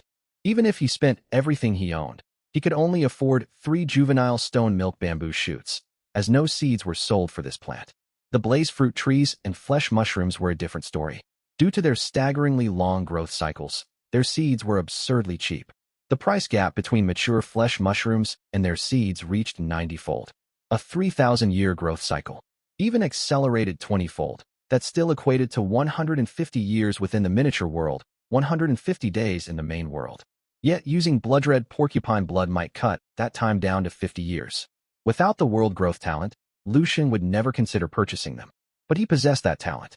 Blaze fruit trees suited the current needs of the Giba tribe, while flesh mushrooms could be cultivated long-term, waiting for population booms in future generations to supply elite warriors. Purchase 100 juvenile blaze fruit trees and 300 flesh mushroom seeds. After calculating the usable planting space in the spirit herb garden, Lu Sheng finalized the order. The cards dissolved into hundreds of streaks of light, shooting like falling stars into the newly built spirit herb garden. Rumble. The spirit herb garden shook. Countless green roots spread through the fertile soil within, rapidly taking shape. A miracle. This must be a miracle. Praise our God. Praise our God. The Lord has bestowed spiritual seeds upon us. We must tend them with all care and never neglect or profane this divine grace. The 70-year-old elder, appointed by Long to guard the spirit herb garden, witnessed the scene, overcome with gratitude as he slammed his head repeatedly against the ground. The young herb apprentices behind him knelt and followed his lead, giving thanks for the divine favor. Lu Sheng proceeded to buy 10,000 moonlit reflections flower seeds, scattering them across numerous bodies of water in the miniature world. He sent word to Long to strictly control their planting, or risk exhausting the tribe's drinking water sources. With this influx of new resources, the miniature world entered another phase of rapid expansion. Miniature World Year 17. The tribe's population surpassed 3,000. Over 100 warriors stood at the body refining realm, 13 at mid-body refining realm, and tribal leader Long reached peak mid-body refining realm, only one step away from advancing to late-body refining realm. Children born years prior had grown into adults, displaying far greater talent for martial cultivation than the older generation. That same year, Yuzo turned 10. Record. Your tribe's folk Yuzo has achieved progress in the Qi refining formula, breaking through to Qi refining layer 1. Young Yuzo was endlessly curious about all aspects of tribal life. As the tribe's first cultivator of immortal arts, he had displayed extraordinary wisdom and talent from childhood. In lessons, he could effortlessly answer questions that stumped other children his age, and even draw further conclusions from what he learned. Word of the child prodigy spread throughout the tribe. In the same year, unrestrained hunting by the Giba tribe drove down blood-red porcupine numbers in the small forest nearest the settlement to below 4,000. The following year, after discussion among the tribe's folk, they resolved to embark on an expedition to a large forest 50 li away. Freed from predators for 7 years, the porcupine population in this forest surged from 2,000 to 15,000, then stabilized at roughly 10,000 once competition for food and territory set in. When Long led the hunting party there, he was astounded by the massive herd. Having learned lessons from the smaller forest, he avoided overhunting this time. He would maintain the porcupine population at half the forest's sustainable carrying capacity, around 5,000 heads. At this number, the porcupines could reproduce at their maximum possible rate. 3 new grade D traits manifested in the miniature world. Innate acumen. Newborn infants develop awareness faster, learning knowledge, tool use, and cultivation earlier than before. Cooperative instinct. Work efficiency rises by 50% when multiple people collaborate. Collective satisfaction among tribesfolk improves moderately. Beast's fury, active trait, causes beasts within the miniature world's borders to send their blood surging temporarily, doubling their strength. 2 grade F traits. Armor piercing, accelerated metabolism. 1 grade C trait, growing valor. The longer a battle drags on, the sharper the tribesfolk's combat intuition and the higher their fighting fervor, boosting combat effectiveness by up to 100%. Tribesfolk will not flee from battle even amid heavy casualties. 1 grade B trait, toxin immunity, grants resistance to most poisons and drastically reduces disease rates. Individually, each trait might seem modest, yet combined, they transform the tribe completely. All but the largely situational Beast's fury contributed greatly to both the tribe's long-term sustainability and immediate combat prowess. Mining operations at the Fine Iron Vein are running smoothly. The Giba tribe collects manufactured weapons each year. Now all 100-plus body refining realm warriors carry grade E arms, while remaining fighters are equipped with grade F bows and fine iron arrows. Lu Sheng was confident.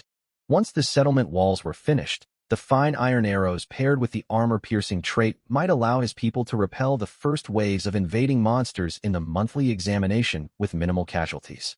If the invaders relied on venomous attacks, he would hold an overwhelming advantage. Growing valor would ensure his tribesfolk fought until their last breath. Still, he had no intention of exhausting his divine kingdom's strength for higher examination scores at this critical stage of development. The moonlit reflections flowers matured and spread widely across waterways. When tribesfolk woke and breathed in their fragrance, they felt refreshed and invigorated. The miniature world continued its orderly development. 10-meter-tall black stone walls rose on all four sides of the settlement, enclosing the tribe and all vital resource sites. With the boost from cooperative instinct and aid from newly summoned stone giants, wall construction progressed faster than Lu Sheng anticipated. He estimated the entire fortress would be fully completed within another 2 to 3 years. Long officially named the settlement Blackstone City, Lu Sheng watched the scene for a while longer. Noticing the clock had struck 6 in the evening, he pulled his consciousness out of the miniature world. An important guest was arriving at his home tonight. Lu Tianxing's old classmate Zhao Ding, a genuine deity, a first-rank true god.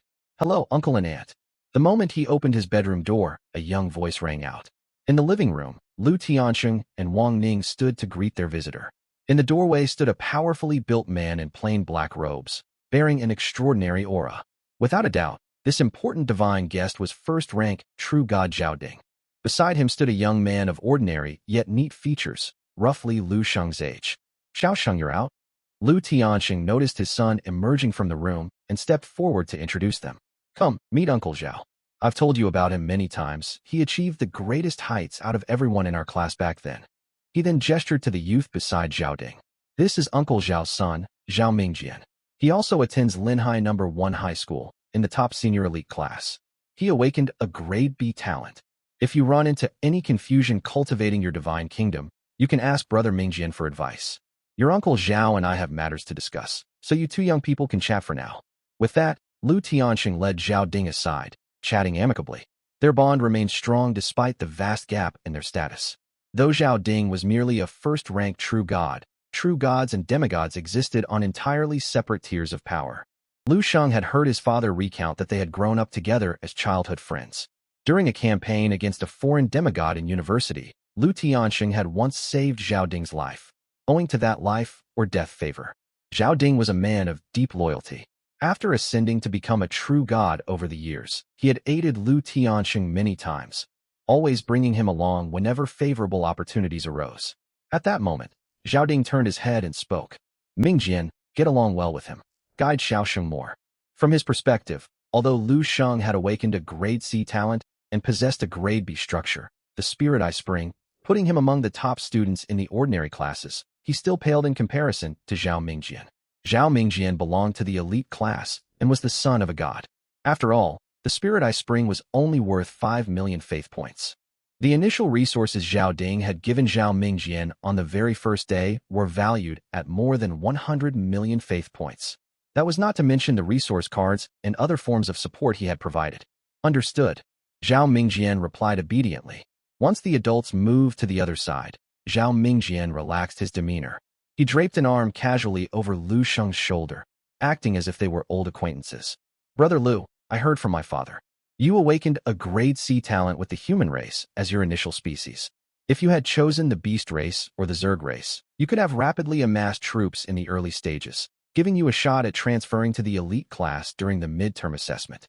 But don't worry, your elder brother here wields a grade B talent. If you run into any trouble at school in the future, just mention my name, and it will surely intimidate plenty of people. Then I'll have to rely on your support, Brother Zhao," Lu Sheng said with a chuckle. He thought Zhao Mingjian was a decent person and offered a little flattery. Calling someone elder brother cost him nothing after all. "Ha ha ha, count on me." Zhao Mingjian's spirits lifted instantly at the address of Brother Zhao, and he straightened his back. After a moment's thought, he issued a sincere reminder. "Brother Lu, for this monthly assessment, you'd better pour all your resources into boosting your subjects' combat power and aim for a spot within the school's top 10. If you manage to obtain a grade B structure, It will be worthwhile even if only dozens of your subjects survive. There was profound meaning behind those words. Linhai No. 1 High School housed 3 elite classes with 30 students each. Every student came from a divine household, and almost all possessed talents of grade C or higher. Backed by immense funding. If Lu Sheng did not possess the talent, Lord of Keywords, how could he hope to stand out among such competitors with merely a grade C talent? Even with Lord of Keywords, Lu Sheng did not believe he could surpass them in the early phase. Originally, he had set a modest goal of breaking into the school's top 100 for this monthly assessment. Lu Sheng's eyes flickered, and he quickly asked, "Brother Zhao, what's the reasoning behind this?" "It's simple," Zhao Mingjian said mysteriously. "Students from the ordinary classes don't know this.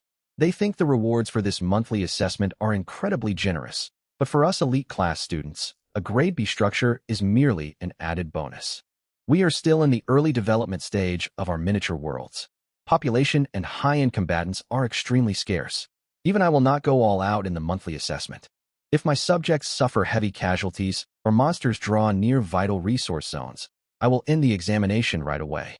Only during the mid-term class placement assessment will the elite class students unleash their full strength." I see now. Lu Sheng suddenly understood. The rewards that ordinary class students craved fervently meant little to elite class students. They were not willing to risk the future development of their miniature worlds fighting desperately for them.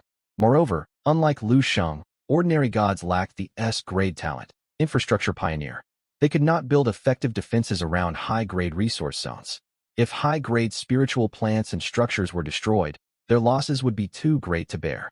But even so, would I be willing to sacrifice my subjects? Lu Sheng pondered silently. If Blackstone City faced the threat of being breached, he would halt the examination without hesitation. He could not allow the spiritual farmlands and medicinal gardens inside the city to sustain any damage whatsoever. Compared to the elite class students, he only held the minor advantage of city walls, granting him a slightly higher threshold for endurance. By the way, how are your subjects developing now? What is your population, and how many first-order creatures do you have within your tribe? Even the last-ranked student in my elite class 2 commands over 100 first-order creatures, each equipped with an E-grade weapon. Zhao Mingjian sat down on a stool and asked casually, "My tribe has a population of 3,000, with more than 100 first-order creatures. Their strength is relatively modest, however. They are all newly advanced low-tier warriors," Lu Sheng replied, choosing a moderate statement. "Over 100 first-order creatures?" Zhao Mingjian looked confused for a moment before a realization dawned, and he praised sincerely. "Remarkable, Brother Lu. The human race is physically frail and slow to reproduce, yet you've nurtured over 100 first-order creatures in half a month. You must have managed your tribe exceptionally well. I have a classmate who also chose the human race. A deadly plague wiped out most of his subjects. He only managed to reverse the crisis thanks to an A-grade structure, the Tower of Healing, gifted by his father. That being said, if you give it your all over this half-month, invest every resource into strengthening your subjects, and ask your parents to purchase a batch of E-grade weapons, you truly stand a chance of breaking into the top 10 in the monthly assessment." "It's just good fortune." Lu Sheng scratched his head, feigning embarrassment. Inside, he sighed at how advantageous wealth could be. When ordinary gods encountered highly contagious diseases in the early phase, they could only watch their subjects perish one after another and wait for natural immunity to develop. Those with abundant resources enjoyed far greater privileges. An A-grade structure worth hundreds of millions of faith points could cure any ailment instantly. Lu Sheng then chatted further with Zhao Ding, asking questions regarding divine kingdom cultivation and ecological cycles. Zhao Mingjian shared his insights openly. Meanwhile, Lu Sheng gained a clearer picture of this elite class student. Zhao Mingjian's initial species were merfolk, and he possessed a grade B talent, bloodline atavism. He had nurtured more than 200 first-order creatures, owned numerous high-grade structures, and even established multiple ecological cycles. He ranked solidly in the upper half of the elite class. Though he was the offspring of a true god, he only carried a mild sense of pride when interacting with Lu Sheng, the descendant of a demigod. He held no disdain toward him. There were no cliché scenes of taunting and humiliation. This made Lu Sheng think of Liang. Liang possessed an S-grade talent and had secured investment from the Nangong clan, one of the 4 major powerful families in Linhai City. Just how far had his miniature world developed by now? He is someone worth befriending, Lu Sheng judged inwardly. After dinner, Zhao Ding departed with Zhao Mingjian. Lu Sheng returned to his own room. Difficult as it might be, he resolved to fight tooth and nail for the optional Grade B structure reward. He projected his consciousness into his miniature world. There, he saw one of his tribesmen cracking a whip at a stone construct servant many times his size, shouting angrily, "Hurry up, or you'll get no mud to eat tonight." Miniature World Year 21. The talent lord of keywords erupted with radiant light and birthed an S-grade talent, tenfold spiritual energy. The spiritual energy concentration across every corner of the miniature world increased tenfold. Recorded, spiritual energy within your world has multiplied tenfold. The likelihood of children being born with spiritual roots among your descendants rises. That same year, the Giba tribe experienced a baby boom, pushing the tribal population above 4,000. Unfortunately, no more children with spiritual roots were born. The 100 flame fruit trees Lu Sheng had planted fully matured. Thanks to the 20-fold growth amplification, these trees, which originally bore fruit annually, now ripened full clusters in less than a single month. Hundreds of flame fruits were harvested each month. Following Long's orders, the flame fruits were distributed first to the most respected and powerful tribesmen, then to the promising younger generation, and lastly to subjects teetering on the verge of entering the body refining realm. The stone milk bamboo condensed 10 drops of clockwork stone milk. Long consumed 1 drop, triggering a complete physical transformation. Coupled with years of accumulated cultivation, he successfully advanced to the 7th layer of the body refining realm. The elder in charge of the medicinal garden passed away. However, one of his apprentices named Yaochen displayed outstanding talent for cultivating and tending spiritual herbs. He became the new steward of the medicinal garden, drastically lowering the wastage rate of spiritual medicines. As for the cleansing pools, Lu Sheng thought little of them. They could not benefit from the all things grow amplification, and producing a single cleansing pill took far too long. He sold all 30 pools, earning 3 million faith points. Yuzo advanced to the 3rd layer of the Qi refining realm and mastered basic spells recorded within the Qi refining codex. He could summon winds and rain over small areas and briefly manipulate objects remotely. Miniature World Year 23. Blackstone City was founded. Recorded, your subjects have established a city. Cultural advancement has increased, and the wisdom of all subjects receives a modest boost. Long was unanimously elected Lord of Blackstone City, and the whole city erupted in celebration. Fueled by abundant flame fruits, long-term consumption of spiritual rice, and the massive amplification of worldly spiritual energy, large numbers of low-tier warriors emerged within Blackstone City. The number of first-order creatures officially surpassed 300. Nevertheless, as the tribal population and warrior ranks expanded, red spiritual porcupines alone could no longer satisfy their dietary demands, even with a steady supply of regular rice and spiritual grain. Lu Sheng spent 10,000 faith points purchasing seeds for tomatoes, cabbages, and corn to diversify their food supply. He also expended 300,000 faith points to acquire 1,000 scarlet rock goats, 1,000 blueback cattle, and 1,000 red-eyed hares, all first-order creatures. Over these 7 years, Lord of Keywords spawned 2 additional powerful keywords, innate wisdom and civilization acceleration. Culture within the Giba tribe advanced significantly. Random primitive mating customs faded, and clans formed. The concept of the family took root. The rate of deformed infants and stillbirths decreased. Lu Sheng chose not to intervene excessively in the following years. Instead, he allowed self-regulation and natural selection to unfold within Blackstone City. Miniature World Year 30. Blackstone City's population exceeded 5,000. There were 759 warriors in the body refining realm, 73 in the middle layers, and 3 in the later layers. Nearly all residents of Blackstone City practiced the savage bull body refining art, and they benefited from the innate keyword vigor and vitality, granting them robust physiques. In preparation for the monster invasion forewarned by their god, Long ordered Greystone construct servants to forge over 1,000 heavy bows. He selected 1,000 strong tribesmen to form archer units and began military training. Coincidentally, a grade B keyword, dead aim, had manifested in the 27th year of the miniature world. Years of archery training had finally yielded tangible results. The tribesmen grew increasingly adept at hunting first-order creatures. What once brought frequent casualties, then occasional fatalities, became orderly operations with near-zero losses as they learned to understand the creature's habits. High above, bolstered by tenfold spiritual energy, Yuzo cultivated rapidly despite possessing only 4 mediocre spiritual roots. He advanced all the way to the 7th layer of the Qi refining realm. 2 more infants with spiritual roots were born within the tribe, Yet their talent paled in comparison to Yuzo's. They possessed low-grade, ineffective spiritual roots. Lord, you mentioned a great disaster will befall Blackstone City next year. What do you mean? Yuzo had made extraordinary strides over the years. Though only at the 7th layer of chi refining, the subtle power of spells allowed him to easily defeat warriors in the later stages of body refining. Even Long, Blackstone City's strongest warrior at the 9th layer of body refining, was outmatched in their first spar. Yuzo was effectively the second most influential person in Blackstone City and the designated future city lord. Long personally took him under his wing for training. He was still young, however. He had only been 3 years old 20 years prior and knew nothing of the god's ancient warning. 20 years ago, our God sent a revelation to all believers. Next year, vicious monsters will invade our homeland, bringing the risk of total annihilation. Long spoke gravely, and Yuzo's casual attitude vanished instantly. Do you think Blackstone City's strength will hold them back? Yuzo asked doubtfully. I cannot say. Long shook his head and continued. The god only stated that the Giba tribe would face a great tribulation next year. No specifics were given, nor any method to overcome it. I suspect this may be a trial arranged by the god. We will prevail, City Lord. Yuzo's expression filled with confidence.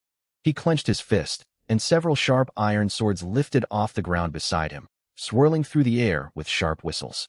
We command hundreds of trained warriors, an archer corps, and massive, thick city walls. No monster can break through. Besides, you have me.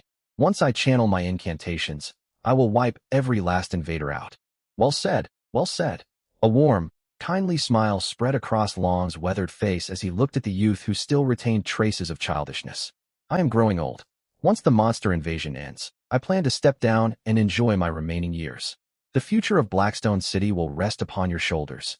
High up in the endless sky of the miniature world, Lu Sheng overlooked all that unfolded.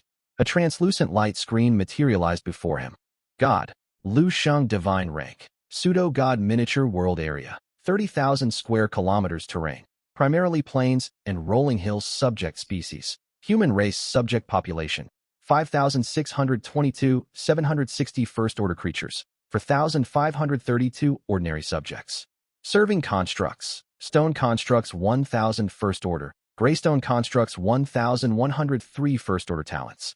X-grade Lord of Keywords, S-grade Tenfold Spiritual Energy, S-grade Infrastructure Pioneer, A-grade All Things Grow, B-grade Dead Aim, B-grade Toxin Immunity, C-grade Fertile Homelands, C-grade Civilization Acceleration.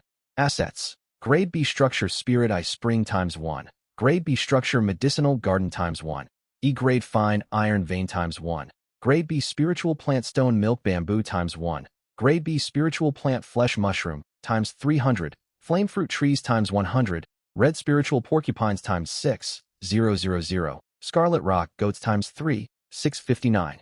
Cultivation Methods, Chi Refining Codex, Savage Bull Body Refining Art Faith Points, 5.1 million subjects generate 121. 22 faith points daily. He possessed 2 S-grade keywords, 1 A-grade keyword, 2 B-grade keywords, alongside numerous lower-tier keywords. The development speed of his miniature world was astonishing. Less than half a month had passed since his conversation with Zhao Mingjian, yet earth-shaking changes had taken place within Blackstone City. With my current strength, do I stand a chance of securing a place among the school's top 10 in the monthly assessment? Lu Sheng withdrew his consciousness from the miniature world. At that moment, a notification popped up on his smart wristband from the class group of Class 31, Ordinary Senior Grade 3, Linhai No. 1 High School. Su Wanner at everyone attention, all students. Tomorrow marks the monthly assessment. The theoretical examination begins at 10 in the morning. Rest early tonight. Do not stay up late to conserve energy for tomorrow. Zhang Yang, received. Wang Ping, received. October 2nd arrived, the date of the first monthly assessment for Senior Grade 3 at Linhai No. 1 High School. When Lu Sheng entered the classroom, most of his classmates wore dejected expressions, chattering bitterly with friends about the misfortunes they had encountered nurturing their miniature worlds over the past weeks. I can't believe this. My centaurs were developing perfectly and had already birthed first-order creatures. But overnight, they started fighting among themselves, and I lost half my population. You're fortunate. I chose the human race as my starting species. Cultivation arts and techniques cost a fortune. Even a D-grade manual costs millions of faith points, far beyond what I can borrow. I don't have a single first-order creature yet in my miniature world. My subjects starved down to mere dozens. I've already applied for crisis relief support. All of you are lacking ambition. My serpent folk population has reached 3,000, and I've even raised a serpent folk queen. Didn't you mock me before for having barren land and a weak initial species? My goal is the school's top 100 this time. A boy sitting in the front row turned around and sneered loudly at the group chatting nearby. Lu Sheng raised an eyebrow and recognized him as Wang Ping, the student whose miniature world only spanned 5,000 square kilometers during the awakening ceremony. Land and habitable territory were extremely scarce within such a small world, yet he had managed to nurture a serpent folk tribe of 3,000. Talented competitors truly emerged in endless streams. Quit boasting. You'd never have achieved this if you hadn't formed an alliance with the Lin clan. You're only where you are thanks to external backing. The student who had been mocked retorted angrily. The Lin clan was counted among Linhai City's 4 great powerful families. Securing support through an alliance with even a branch member of the Lin clan granted resources ordinary families could never hope to obtain. No wonder Wang Ping had made such massive progress within a single month. The Lin clan sponsorship was undoubtedly the key. What did you just say? Enraged, Wang Ping slammed his desk and stood up, rolling up his sleeves ready for a fight. I said exactly that. The leader of the opposing group also rose to his feet. His parents were demigods, so he did not fear Wang Ping in the slightest. Li Yang is here. Someone shouted suddenly. Every head in the classroom turned toward the doorway. Li Yang walked in wearing brand new clothes. All eyes converged on the youth who had awakened an S-grade talent and earned sponsorship from the Nangong clan. Curious questions erupted. Brotherly, after a month of development, how large is your dragonfolk tribe? With Nangong clan funding, your population must be upwards of 10,000. Brotherly, do you have a shot at claiming first place in this monthly assessment? Li Yang awakened the S-grade talent C of Chi Physique, paired with the powerful dragonfolk species. His subjects hold overwhelming advantages against foes of equal rank. But rumors say some elite class students have already cultivated second-order creatures. This monthly assessment is barely a formality to them. Surrounded by his peers, Li Yang remained calm and composed. Betrayal by his childhood friend and bullying from classmates over the years had matured his mind. He did not grow arrogant simply because he possessed an S-grade talent. On the contrary, he understood better than anyone just how hard-won everything he possessed now was. Though dragonkind ranks among the top races with formidable individual combat prowess, their fertility is abysmal. How could I possibly command tens of thousands of subjects in merely 30 years? As for claiming first place in the grade, you underestimate the students in the elite class, and you underestimate the resources at the disposal of true gods. Li Yang replied calmly to his questioning classmates. His attitude remained neutral toward everyone except those who had once bullied him. At the end of his words, he shifted his gaze toward Lu Sheng, intense battle intent blazing in his eyes. Once upon a time, Lu Sheng had outshone him in academic records and social standing alike. Even the girl he admired chose to devote all her attention to Lu Sheng. To Li Yang, Lu Sheng represented far more than a rivalry over a beloved girl. He was the deepest inner demon festering in Li Yang's heart. Surpassing Lu Sheng, defeating Lu Sheng, had become an obsession. This monthly exam was the perfect opportunity. He would prove to everyone that he was by no means inferior to Lu Sheng. Shortly before 10 o'clock, Su Wanner walked slowly into the classroom and handed each student an assessment wristband marked with a unique serial number. The wristband will display your randomly assigned examination hall. Proceed to take the theoretical exam now. Bear in mind, genuine divine instructors will oversee every hall. Do not glance around or attempt to cheat. Anyone caught violating the rules will have their scores immediately invalidated. Following the number on his wristband, Lu Sheng headed to classroom 404. A cheerful bell rang out, marking the official start of the monthly exam. The theoretical examination questions were fairly straightforward. They asked simple things such as, what do first-order creatures of X species feed on? Which crop seeds thrive? And which ones struggle to grow in environment X? How to prevent the spread of infectious diseases within a miniature world? What are the conditions required to switch the race of your initial subjects? The final major question required examinees to draft what they believed to be the optimal development plan for their divine kingdom based on the given conditions. As the consistent top student of Class 31, Senior 3, Lu Sheng knew all this information thoroughly and finished answering every question in short order. Ding! The examination has concluded. All candidates must stop writing immediately. Supervising instructors shall intervene and issue a public warning to any examinee who continues to answer questions. The next segment was the Divine Kingdom Prosperity Assessment. Examinees were required to enter specialized cultivation pods to link their consciousness with the lead examiner, a genuine deity. The deity, alongside artificial intelligences, would evaluate the prosperity of each student's miniature world. Record, an unknown will is spying on your world record. You have granted access permissions. Lu Sheng's consciousness hovered thousands of meters above his miniature world. Sensing the tsunami-like wave of mental power sweeping toward him, he felt a flicker of nervousness. The Divine Kingdom Prosperity Assessment was worth 300 points. Scoring factored in miniature world size, quantity and grade of resources, population scale and quality, alongside the world's potential for future growth, among other criteria. So far, he only had a rough idea of Zhao Mingjian's ability level, without knowing if he was holding back. If he scored poorly in this segment, even high marks in the subsequent practical combat assessment might not be enough to secure a spot within the top 10 of the grade. While Lu Sheng grew anxious, far across the void, a towering, imposing figure peered through countless layers of space, observing the miniature worlds of Senior 3 students. This was the chief examiner for Linhai No. 1 High School's monthly exam, a deity of the first order. He conducted evaluations alongside artificial intelligences to prevent favoritism and cheating. Nangong Wenxue truly lives up to her S-grade talent. She has managed to cultivate goblins, a low-intelligence race, to such heights. In just a single month, her subjects number 130,000, complete with high priests, goblin giants, goblin assassins. Truly astonishing. The standard among regular class students varies wildly. Some examinees subjects still rely on fishing for survival, without a single resource building constructed. Wait a minute, who is this? They've already built a walled city. The spiritual energy concentration in this miniature world is remarkably high. 5,000 inhabitants, nearly 800 first-order creatures, such a high proportion of martial artists, and even a chi refining grand cultivator. Good heavens! The chief examiner's gaze suddenly locked onto Lu Sheng's miniature world, surprise spreading across his face.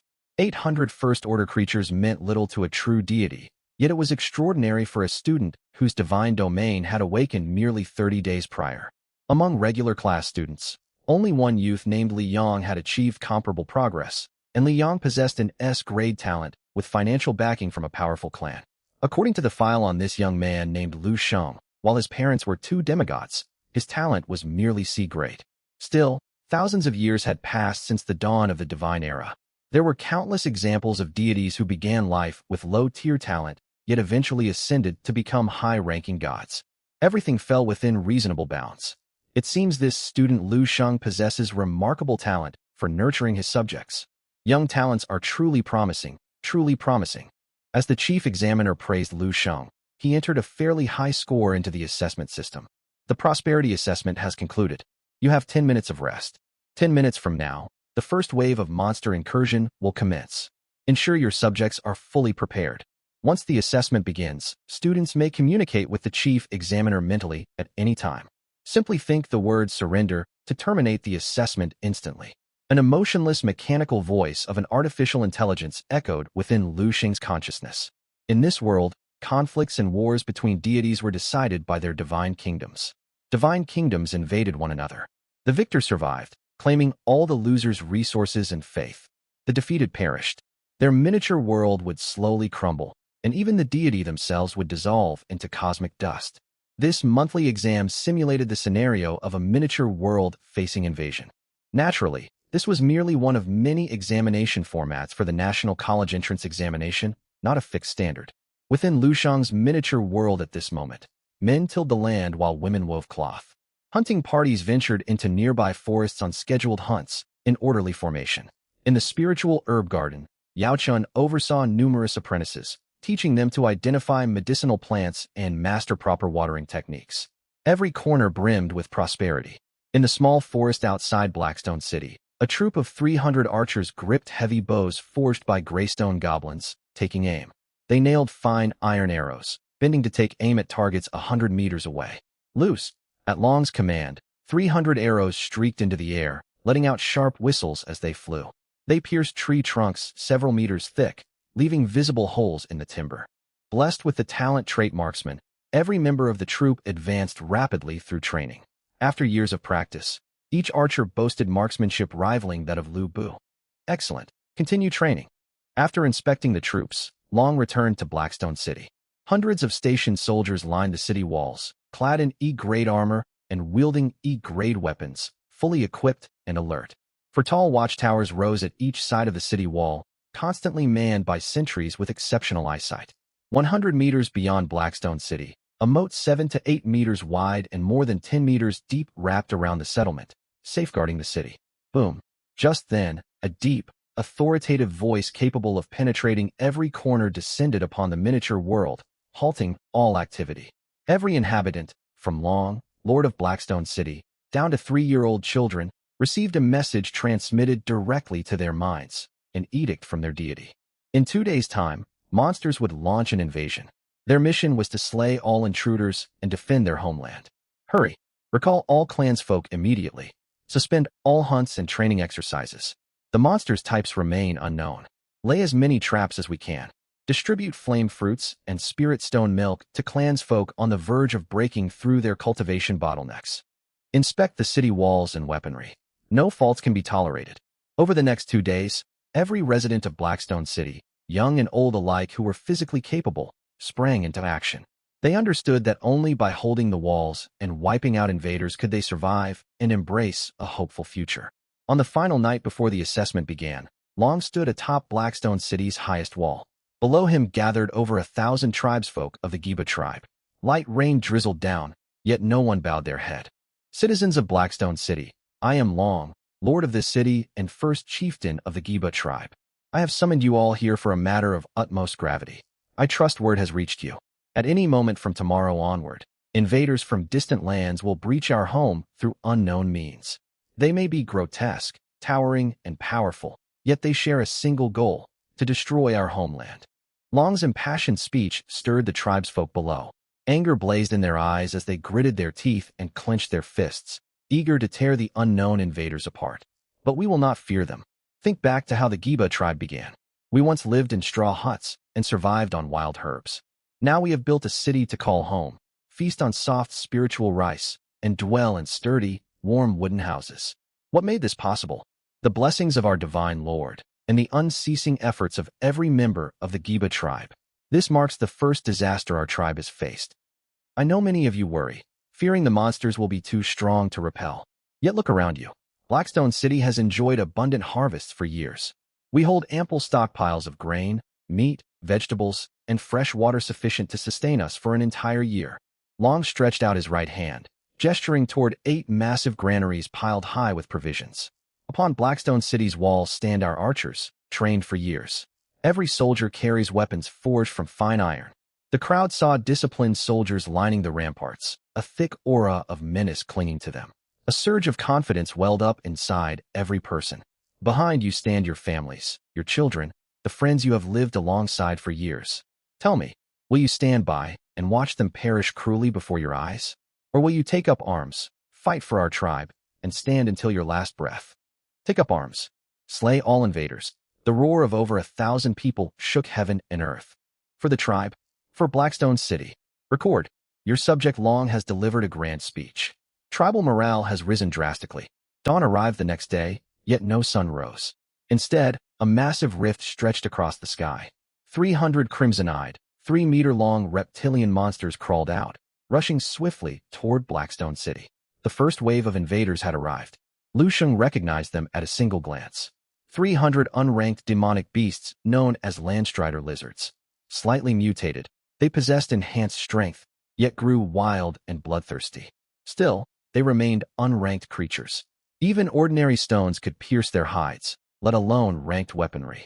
Nearly every student who had devoted themselves to developing their miniature world over the past month and prepared defenses would survive this first wave. The monsters are coming. Shortly after the landstrider lizards emerged, the commotion reached Blackstone City. Sentries spotted the threat at once and struck gongs to alert the whole settlement. Squads of archers clambered onto the city walls and took up their assigned positions.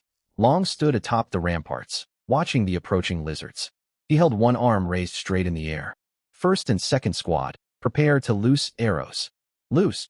The moment the landstrider lizards reached the edge of the moat, Long swept his raised hand downward. 200 archers behind him released their bows simultaneously. 200 fine iron arrows shot skyward. Whoosh. Arrows sliced through the air, tracing graceful arcs and striking the lizard square in the skull, shattering bone before piercing deep into the ground. The lizard struck in the head let out agonized screeches, their limbs twitching futilely before the arrows pinned them in place. Within moments, they fell motionless. Thanks to years of training and the marksman trait, every single one of the 200 arrows found a target. Some struck vital organs, others limbs and torsos. This single volley incapacitated more than half the Landstrider lizards. Third and fourth squad, continue firing. Seeing the fine iron arrows proved effective, Long ordered the first and second squads to retreat and brought the waiting third and fourth squads forward to take their posts. Loose, whoosh. Another volley of arrows descended. Most of the remaining lizards died or sustained grave wounds. Only a handful charged recklessly toward the moat, attempting to swim across. Long raised his hand, ready to order yet another volley of arrows. Hold, City Lord. Watch this. Yuzo stepped forward, forming hand seals. An E-grade long sword flew from its sheath, transforming into a streak of light that charged into the battlefield. Squelch, squelch. The remaining Landstrider lizards were beheaded one after another as easily as chopping vegetables, blood pooling across the ground. Yuzo beckoned, and the bloodied sword flew back to him. He twirled the blade in the air before sliding it back into its scabbard. City Lord, you worry far too much. These monster invasions hardly seem threatening. I could wipe them all out by myself with ease. Yuzo had felt nervous after the deity's warning of invasion, but seeing only these unranked beasts, he grew casual. The battle is far from over. Despite the clear victory, Long's expression remained grave. He pointed toward the distance. That rift still hangs in the sky. If these were the full extent of the threat, they would never stand a chance against our walls. Our divine lord would never send such a warning without reason. These monsters may merely be vanguards. Far more dangerous, powerful foes are still to come. We must not grow complacent. The tribesfolk on the walls turned to see the vast rift still looming on the horizon, dangerous dim light flickering deep within its center. Everyone, keep constant watch over the rift. Report any abnormalities immediately. All martial artists above the third layer of body refinement, follow me outside the city to clear the battlefield and recover arrows. After issuing his orders, Long turned to Yuzo, who still wore a carefree grin, and tapped him on the head. Preserve your mana. Do not waste your strength. Your combat power must be reserved for stronger monsters. Do not take this lightly. Such reckless overconfidence gets warriors killed on the battlefield. I know. Yuzo agreed half-heartedly, making a playful face behind Long's back once he turned away. Every word and gesture between the two unfolded before Lu Sheng's eyes. Truly worthy of being the first leader chosen by the tribe. Even blessed with traits such as innate wisdom, civilization acceleration, and natural aptitude, Long's intelligence and capability are extraordinary. It is only a pity that he is advanced in years. Long had already been 35 years old when the miniature world was created. 30 years had passed since then, and he was now 65. By the standards of ancient societies, this was a great age. If he had not cultivated martial arts to reach the 9th layer of body refinement, he would already be frail and slow on his feet. Unless he advanced to become a second-order creature, Long did not have many years left. Yet the higher one's age, the slimmer the chance of breaking through in body refinement. Furthermore, Long's natural aptitude meant he had likely reached his peak. As for Yuzo, hailed as a child prodigy from an early age and raised surrounded by praise, he has faced little hardship and grows prone to impatience. This monthly exam was not merely an assessment. It was also an opportunity to temper his subjects. Lu Sheng hoped Yuzo's character would mature through this battle. As his thoughts drifted, the second wave of monsters arrived. Rumble. 503-meter-tall giant black bears charged out of the rift, their heavy paws pounding the ground like war drums. 30 of the leading bears bore thick rocky hides that served as natural armor, shielding most of their bodies. These were first-order creatures, rockshell bears. Behind them followed 470 ordinary demonic black bears. Though unranked, they were far swifter and stronger than the Landstrider lizards, radiating terrifying ferocity. Ordinary, unranked human tribes would be crushed to pulp by a single paw strike from these beasts. Fortunately, the arrows were forged from E-grade fine iron ore. Coupled with the armor-piercing trait, which boosted penetration against all forms of defense by 50%, they could easily pierce the rockshell armor. Whoosh, whoosh, whoosh. Another rain of arrows descended. The 30 rockshell bears at the front were instantly riddled with wounds, great rents torn into their rocky hides as blood gushed out. They collapsed heavily to the ground. Squads rotated continuously, third and fourth, then fourth and fifth, before cycling back to first and second. After 5 or 6 volleys of arrows, the second wave of demonic bears had barely crossed the moat before every last one perished. 10 minutes later, the third wave of monsters arrived. Lu Sheng took one look, and his pupils constricted sharply. The difficulty had surged. From deep within the distant fissure, 300 dark griffins took flight, each possessing the strength of a first-order creature. This third wave would claim 9 out of 10 examinees. Faced with volleys from the archers of the Giba tribe, the griffins consciously dodged the arrows. Though the deadly accuracy trait triggered at critical moments, most projectiles missed vital areas.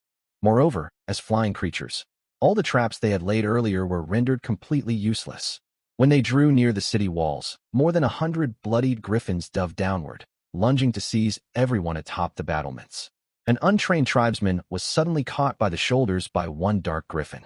The beast soared upward and hurled him from a great height. He crashed to the ground below and perished instantly. Archers, fall back and seek openings. Melee warriors, shield the bowmen. Amid the rising panic, Long stepped forward. He slashed a diving dark griffin apart with one blade and shouted the command. At his words, Tempering Realm warriors gripped swords and blades to guard the archers beside them, creating stable opportunities for them to fire. Whoosh, whoosh, whoosh. Screams echoed from the city wall, yet they were drowned out by the wails of the griffins. Protected by Tempering Realm fighters, the dark griffins, though first-order demonic beasts, were still flesh and blood. Strikes from Grade E weapons left grievous wounds, and even killed them outright. It was not until dusk fell that every last demonic beast was slain. To repel this assault, Blackstone City paid a heavy price: 17 dead and 139 wounded. 32 of the injured sustained crippling wounds that left them unfit for further combat. Hurry and escort the wounded to Elder Yaochin for treatment. Bury the fallen soldiers. They are heroes of Blackstone City. Clear the battlefield. We are running low on refined iron arrows. Collect everyone we can recover. Blackstone City received little time to rest. 2 days later, the fourth wave of monsters surged forth from the fissure. 300 first-order frost deer, 300 first-order stone armor bears, 300 dark griffins, attacking by land, water, and air all at once. Staring at the fourth wave of demonic beasts, Lu Sheng's eyes widened. He reached out with his consciousness to communicate with his inner world, ready to forfeit to the chief examiner at any moment. If casualties exceeded his threshold, he would terminate the examination immediately. Meanwhile, Liang, who also faced the fourth wave of beasts, appeared utterly unruffled. As he focused his mind, a towering dragonkin chieftain with broad, powerful muscles, flowing black hair, and violet gold horns received his command within his small realm.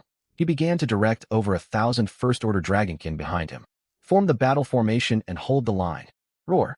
900 first-order demonic beasts let out thunderous bellows. Where the frost deer stepped, frost spread across the land, ice shards swirling as they froze nearby rivers solid. The stone armor bears charged at the vanguard, absorbing long-range strikes from the dragonkin, while the dark griffins circled high overhead, patrolling the dragonkin settlement, ready to snatch any straggler. Form the battle formation and hold the line. Just then, the dragonkin chieftain roared. Over 1,000 first-order dragonkin assumed stances. Pale yellow ripples of energy rose from their bodies, extending into ethereal chains that linked every warrior together. Most of these dragonkin were only at the early first-order realm, yet the momentum they unleashed far surpassed ordinary first-order creatures. One dark griffin swooped down and seized a dragonkin by the shoulders, trying to lift him into the air, only to feel a weight akin to bearing down on a mountain. It was as though it carried not one dragonkin, but 1,000. No matter how hard it strained its talons, it could not budge him an inch. Beast dot. Seizing the opening, the trapped dragonkin threw a punch. Pale yellow energy shattered the air and pierced straight through the dark griffin's skull. With a wet crash, scarlet blood splattered across his body. At the same time, another dragonkin endured a surprise blow from a stone armor bear to his midsection. He let out only a low groan before steadying himself and counterattacking, his fist caving open the bear's chest. From 10,000 meters above the battlefield, Liang watched and curled his lips into a faint smile. Grade B Legion formation, the 1,000 mountain barrier array. When at least 1,000 first-order cultivators practiced this art, they could weave their vital energy into one whole. They shared incoming damage and weight, stacking their defenses. Unless a single strike was powerful enough to overwhelm all 1,000 warriors instantly, their strength would endure endlessly. The more fighters who formed the array, the stronger it grew. Even if some collapsed from exhaustion or wounds, the formation would continue to function unbroken. On the open market, this treasure could not be bought even for 100 million faith points. As a top-tier genius with an S-grade talent, Li Yong received generous support from the Nangong clan. They had gifted him this grade B Legion formation free of charge. 900 First-Order creatures launched a ferocious assault, yet they could gain no ground against the 1,000 Dragonkin united by the battle array. A pity we have so little time to train. If the 1,000-mountain barrier array reached minor completion, we might have cleared the fourth wave without a single injury. As the battle tilted overwhelmingly in his favor, Li Yong reflected and considered strategies for future improvement. I wonder how Lu Sheng is faring. With demigod parents, if he spent all his family's resources and disregarded the lives of his tribe's folk, he might stand a slim chance of surviving the fourth wave. But he cannot hope to surpass me. Confidence burned bright in Li Yang's eyes. He was no longer the outcast everyone once scorned. Lu Sheng's situation, however, was truly precarious. He had barely managed to fend off 300 dark griffins. Now he faced 300 frost deer and 300 stone armor bears on top of them. Yet an unexpected twist unfolded. As the frost deer neared the moat, they froze its surface solid. The simple-minded stone armor bears thought they could cross safely. But as soon as the bears stepped onto the ice, their immense weight shattered it. They plunged into the frigid water, becoming sitting targets. Barrages of refined iron arrows flew forth, piercing the bears' skulls and slaying them one after another. Even the frost deer that made it past the moat faced another obstacle: how to scale the more than 10-meter-high city wall to enter Blackstone City. Low-intelligence races cannot coordinate. Their moves even work against one another. Lu Sheng let out a quiet breath of relief. The pressure of the fourth wave was not drastically greater than the third. The Dark Griffins remained the most troublesome threat as aerial units. The Giba tribe possessed limited means to engage flying foes, relying almost entirely on their trained archers. Inside the small realm, "No, don't." A bowman let out a desperate cry as another Dark Griffin seized him by the shoulders and carried him skyward. A nearby warrior lunged to grab his leg, only to be shaken off by the agile beast. Desperate screams echoed from atop the wall. Damn it! Watching this unfold from the rear, Yuzo could endure it no longer. Ignoring Long's attempts to stop him, he leaped into the air. The flying sword at his waist unsheathed automatically, gliding like a river serpent straight toward the fleeing Dark Griffin. Whoosh! A flash of cold light. The sword streaked forward at speeds nearly invisible to the naked eye and pierced the griffin's skull. The blade arced mid-air, catching the falling bowman gently before carrying him safely back to the battlements. The other circling Dark Griffins snarled, pupils blazing with malice. They swooped toward the man standing atop his flying sword. Yuzo merely let out a cold snort and wove hand seals. Surges of spiritual energy erupted from his body. Two more grade E flying swords shot out, cutting down every approaching griffin. The aerial demonic beasts that posed such a deadly threat to Tempering Realm warriors were nothing more than prey before Yuzo, a cultivator of the Qi refining realm. Dark griffins crashed to the ground one after another. The morale of the Giba tribe surged, and they launched a renewed counterattack. 2 hours later, the battlements of Blackstone City were strewn with the mangled remains of Dark Griffins. Pools of blood nearly dyed the black stone walls, a harrowing sight to behold. It's finally over. One tribesman collapsed exhausted against the parapet. He stared at the silent battlefield and heaved a deep sigh of relief. No, this is far from finished. Long pointed toward the distant fissure, his expression grim. He could sense each successive wave growing stronger. This marked the fourth assault. 900 demonic beasts matching Tempering Realm fighters had attacked. If not for Yuzo and the city walls, the Giba tribe would have suffered catastrophic losses. The next wave would be even more powerful. Yet there was nowhere to retreat. Tend to the wounded, recover arrows, reset the traps, and prepare for the next defense. The fifth assault arrived swiftly. Over 10,000 First-Order flaming bulls. From above, a tide of fiery red spilled outward from the fissure, rolling toward Blackstone City in a boundless wave. Their advance shook the earth beneath them. There were no aerial attackers this time, yet the number of First-Order creatures had multiplied tenfold. This was a highly disciplined species wreathed in living flame. Ordinary wooden arrows melted before they could draw near. Even elite-class examinees might fail to survive this wave. Long's eyes widened atop Blackstone City.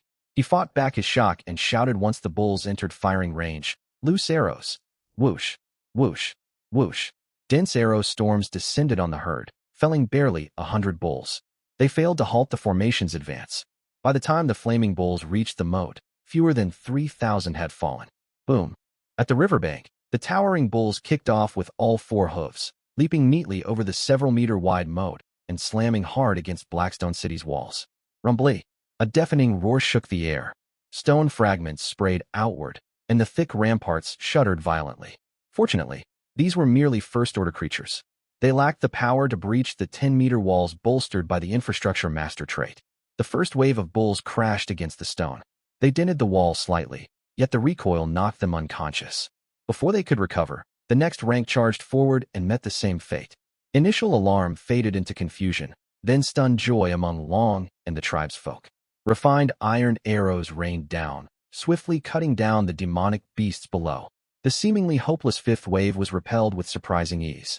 It was clear, without the city walls to shelter them, even a second-order creature within the tribe could not have held back this flaming bull tide.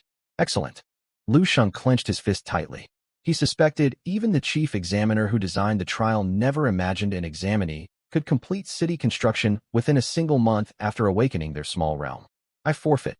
10,000 flaming bulls forming a beast tide? Are you joking? I quit. Damn it. My hundreds of first-order tribesmen were trampled like road barriers. Forfeit. Is the gap between each wave far too large? I surrender. Elite class examinees who barely survived the fourth wave cursed loudly upon seeing the 10,000 flaming bulls of Wave 5. 3. None possessed the S-grade infrastructure master trait. They had spent their first month developing resources and strengthening their people, leaving no time to build fortifications. Most tribes resided on open plains, utterly defenseless against tides of first-order beasts. One after another, they chose to forfeit. 5. Even Liang, who commanded 1,000 first-order dragonkin and wielded the Legion battle array, terminated the examination immediately after losing over 100 warriors in brief combat. I survived the fourth wave and held out for some time against the fifth. That should secure a spot within the top 30 of the grade, maybe even the top 10. Liang calculated silently. 7.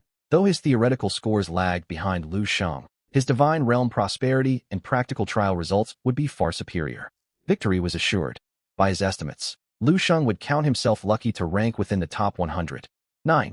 Examination Hall 404. All examinees other than Lu Sheng had already left. 10. This boy got lucky. The chief examiner's consciousness smiled as he watched Lu Sheng clear the fifth wave with minimal losses. He had foreseen this outcome. He had intended Wave 5 to create a clear dividing line between participants, yet Lu Sheng had exploited an unforeseen opening. 12. Still, constructing such a large city in so little time was a testament to the examinee's ability. No rules had been broken. He could already picture the stunned expressions of the elite class students once the rankings were released. 14. Meanwhile, within Lu Sheng's small realm, the sixth wave of demonic beasts arrived. 15. 100,000 unranked beasts, 10,000 first-order beasts, and 10 second-order beasts. Countless black specks poured out of the fissure. At their head stood 10 massive wolf demons with powerful, agile limbs that carried them forward faster than lightning. 17. They moved too quickly. Before the archers on the wall could take aim, the wolf demons had leaped hundreds of meters, outpacing every attempt to track them. Even arrows loosed in haste missed their marks. Hell! The 10 second-order wolf demons bounded effortlessly across the moat. 19. When they reached the towering walls, they dug their claws into cracks in the stone and scaled the vertical ramparts like monkeys. Die! Yuzo roared. 3 flying swords surged forth, 3 streaks of light rushing to intercept the climbing wolves. 21. The lead wolf demon was struck in the eyes. It let out a wail and plummeted downward. But the other wolves used the distraction to clamber onto the battlements. They immediately targeted Yuzo, the only foe capable of inflicting serious harm, and charged him as one. 23. The archers atop the wall had already drawn their bows. Hundreds of refined iron arrows flew together. Bolstered by the armor-piercing trait, 7 giant wolves were riddled with wounds. The remaining 3 sustained minor injuries. 25. Now's our chance. Yuzo's eyes lit up. He recalled his 3 flying swords. 26. As one wolf demon howled in pain from arrow wounds, he struck from its blind spot. Thud! Another wolf demon fell. These wolf demons are nothing to fear. Confidence surged through Yuzo after slaying one beast. 28. He stepped onto his flying sword and charged the remaining two. Yuzo, stop! Long shouted behind him. 29. Yuzo paid him no heed. He wove spiritual seals, aiming straight for the wolf's vital points. 3 grade E flying swords sank deep into one wolf demon, tearing open great gashes in its flesh. 31. A grin spread across Yuzo's face. Just as he thought the beast slain, the wounded wolf demon erupted with ferocity. Its eyes blazed with blood-red rage. It lashed out with one paw, sending Yuzo flying like a cannonball. 33. He crashed heavily into a section of the city wall. Yuzo's complexion paled instantly. 34. The blow fractured his breastbone, leaving him gravely injured. Agony threatened to rob him of movement. Yet the enraged wolf demon gave him no chance to recover. It closed the distance, and the archers on the wall could no longer fire for fear of hitting their ally. 36. Wind whipped around the charging beast. Its massive frame blocked out the light as it bore down on Yuzo. Just as despair washed over Yuzo and he believed his end had come, a familiar figure stepped before him to absorb the strike. It was Long 38. Boom. He possessed no means to resist the overwhelming power of a second-order creature. Long was sent flying dozens of meters by a single paw strike and crashed into a wooden building inside the city. No one could tell if he lived. 40. In a low, Yuzo's eyes widened. Sorrow crashed over him, yet he was powerless to intervene. Despair gripped the Giba tribe. These 10 vanguard beasts could easily overwhelm their 2 strongest warriors. 42. What hope did they stand against the endless tide of monsters surging behind them? Would Blackstone City fall this day? Crash. Just as the 3 wolf demons prepared to continue their slaughter, a vast, boundless giant palm descended from the heavens. 44. With one grasp, every demonic beast vanished without a trace, as if they had never existed. 45. The massive fissure stretching across the sky slowly sealed and faded into nothingness. What is this? A deity. A god has intervened. Blackstone City is saved. 47. Praise our Lord. Praise our Lord. After a moment of stunned silence, the people of Blackstone City erupted in wild joy. 48. They dropped to their knees and kowtowed, cheering loudly. Lu Sheng had chosen to forfeit. He could not bear to watch the tribe's only cultivator perish. 50. Yuzo was merely 23 years old. He stood every chance of breaking through to Foundation establishment and might even glimpse the Golden Core realm one day. He had hesitated to forfeit the instant Long took the blow for Yuzo for a deliberate reason. 52. Long was advanced in years. Some men live as leaders and die as legends of faith. 53. Rather than fading away slowly from old age, a heroic death was far more fitting. If his sacrifice could spur Yuzo's growth and secure the tribe's prosperity, it would all be worthwhile. 55. As expected, after finishing their prayers to their deity, Yuzo dragged his injured body toward Long to check on him. Yaochen quickly held him back. Master Yuzo, your injuries are critical. We have already dispatched men to tend to City Lord Long. You must seek treatment at once as well. 57. Sorrow laced Yaochen's tone, yet there was no room for argument. Very well. 58. Yuzo hesitated, then followed Yaochen away. The brute strength of a second-order beast was immense. Though he practiced immortal cultivation, his physical body was not robust. 60. Even a casual strike had shifted his internal organs. Without the protection of the steel physique trait and spiritual energy stabilizing his insides, he would have lost the ability to move entirely. The trial has concluded. All examinees, please exit the hall. 62. When Lu Sheng returned to Classroom 1, Senior Grade 3, every classmate was already present. 63. As he stepped through the doorway, all eyes turned toward him with strange expressions. Even Su Wanner, standing on the podium, looked surprised. She could not help asking, Lu Sheng, I am curious. Which wave did you reach in the practical trial to return so late? I got lucky. I barely cleared the 5th wave and chose to withdraw at the 6th. Lu Sheng scratched the back of his neck and replied sheepishly, You cleared the 5th wave? The moment the words left his mouth, Su Wanner and every student in Classroom 1, including Liang, fell completely stunned. Everyone present bore E-grade or F-grade talents, ordinary by all standards. Most lacked even first-order subjects and failed against the 2nd wave. A handful from wealthier families with carefully laid development plans still crumbled against the 3rd wave of 300 first-order Dark Griffins and chose to forfeit. Among everyone present, apart from Liang, the S-talent genius sponsored by the Nangong clan, no one even knew what monsters would arrive in the 4th wave. He cleared the 5th wave? You've got to be joking. Even Liang only made it to the 5th wave before choosing to withdraw. I only have a D grade talent. My family bought 10 C grade buildings for me, and my tribe has 50 first-order creatures, yet I couldn't get past the 3rd wave. Lu Sheng only has a C grade talent. He's just talking big. Lu Sheng's initial race is humans, which are weak in the early stages. How could he possibly outperform Liang? Is Jiahao pulling our legs? Every student in Class 11, Senior 3 wore expressions of disbelief, convinced Lu Sheng was boasting. Only Liang, seated by the window in the back row, frowned faintly. Is this real? Did he truly clear the 5th trial? Knowing his character, he wouldn't lie just to show off.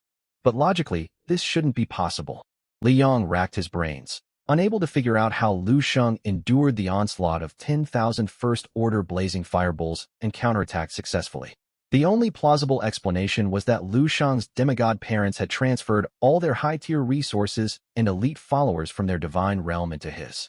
Yet such an act would directly collapse the ecosystem of their own divine realm. No sane person would ever do something like that. Why exactly? Anxiety gnawed at Liang's heart.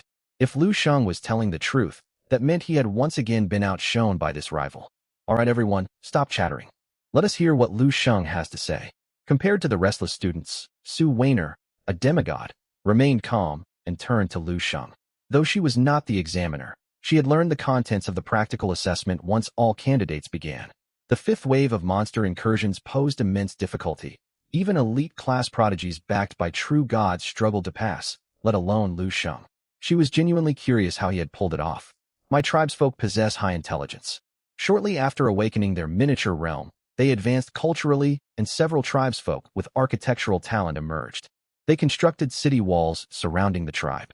I also received thousands of stone giant followers and greystone gnomes funded by my parents. Combined with large-scale construction efforts, we barely finished building the city yesterday. Without those city walls, I would never have been able to fend off the 5th monster invasion. Lu Sheng's words were half truth and half fiction, yet sounded highly credible. At the very least, the students' expressions shifted from outright disbelief to doubt. Up on the platform, Su Weiner nodded after listening, accepting his account. Lu Sheng, you certainly had good fortune. Choosing to prioritize city construction for your people in the early phase of your divine realm shows you prepared thoroughly for this monthly exam. From what I know, fewer than 5 students across our school have cleared the 5th wave. Coupled with your nearly full marks in theoretical exams, you stand a strong chance of breaking into the school's top 10 this time. The students below clutched their heads, utterly stunned. Lu Sheng? In the school's top 10? These two terms seemed impossible to connect, leaving their minds lagging. If the name had been Liang, no one would have reacted with such shock. But this was Lu Sheng, merely a regular class student with a C grade talent. How could this make sense? Merely luck, nothing more. Lu Sheng offered no firm confirmation, only smiling faintly. This was only the beginning. As an X-rank Lord of Entries, he would grow stronger the further he progressed. There would be plenty more shocks awaiting everyone in the future. After Lu Sheng finished explaining, the way everyone looked at him shifted. Only a small handful still watched him skeptically, refusing to trust his words. Lu Sheng paid them no mind. Once the monthly exam results were released, all doubts would be silenced. The monthly exam has concluded today. I am certain many of you encountered numerous issues during the practical assessment, and your divine realms sustained varying degrees of damage. However, this is not entirely a bad thing.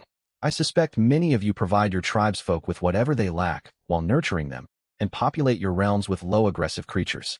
I must warn you, this works short-term, but over time, your people will grow complacent. Idleness and reluctance to work will spread through your tribe. This will prove fatal to the development of any divine realm.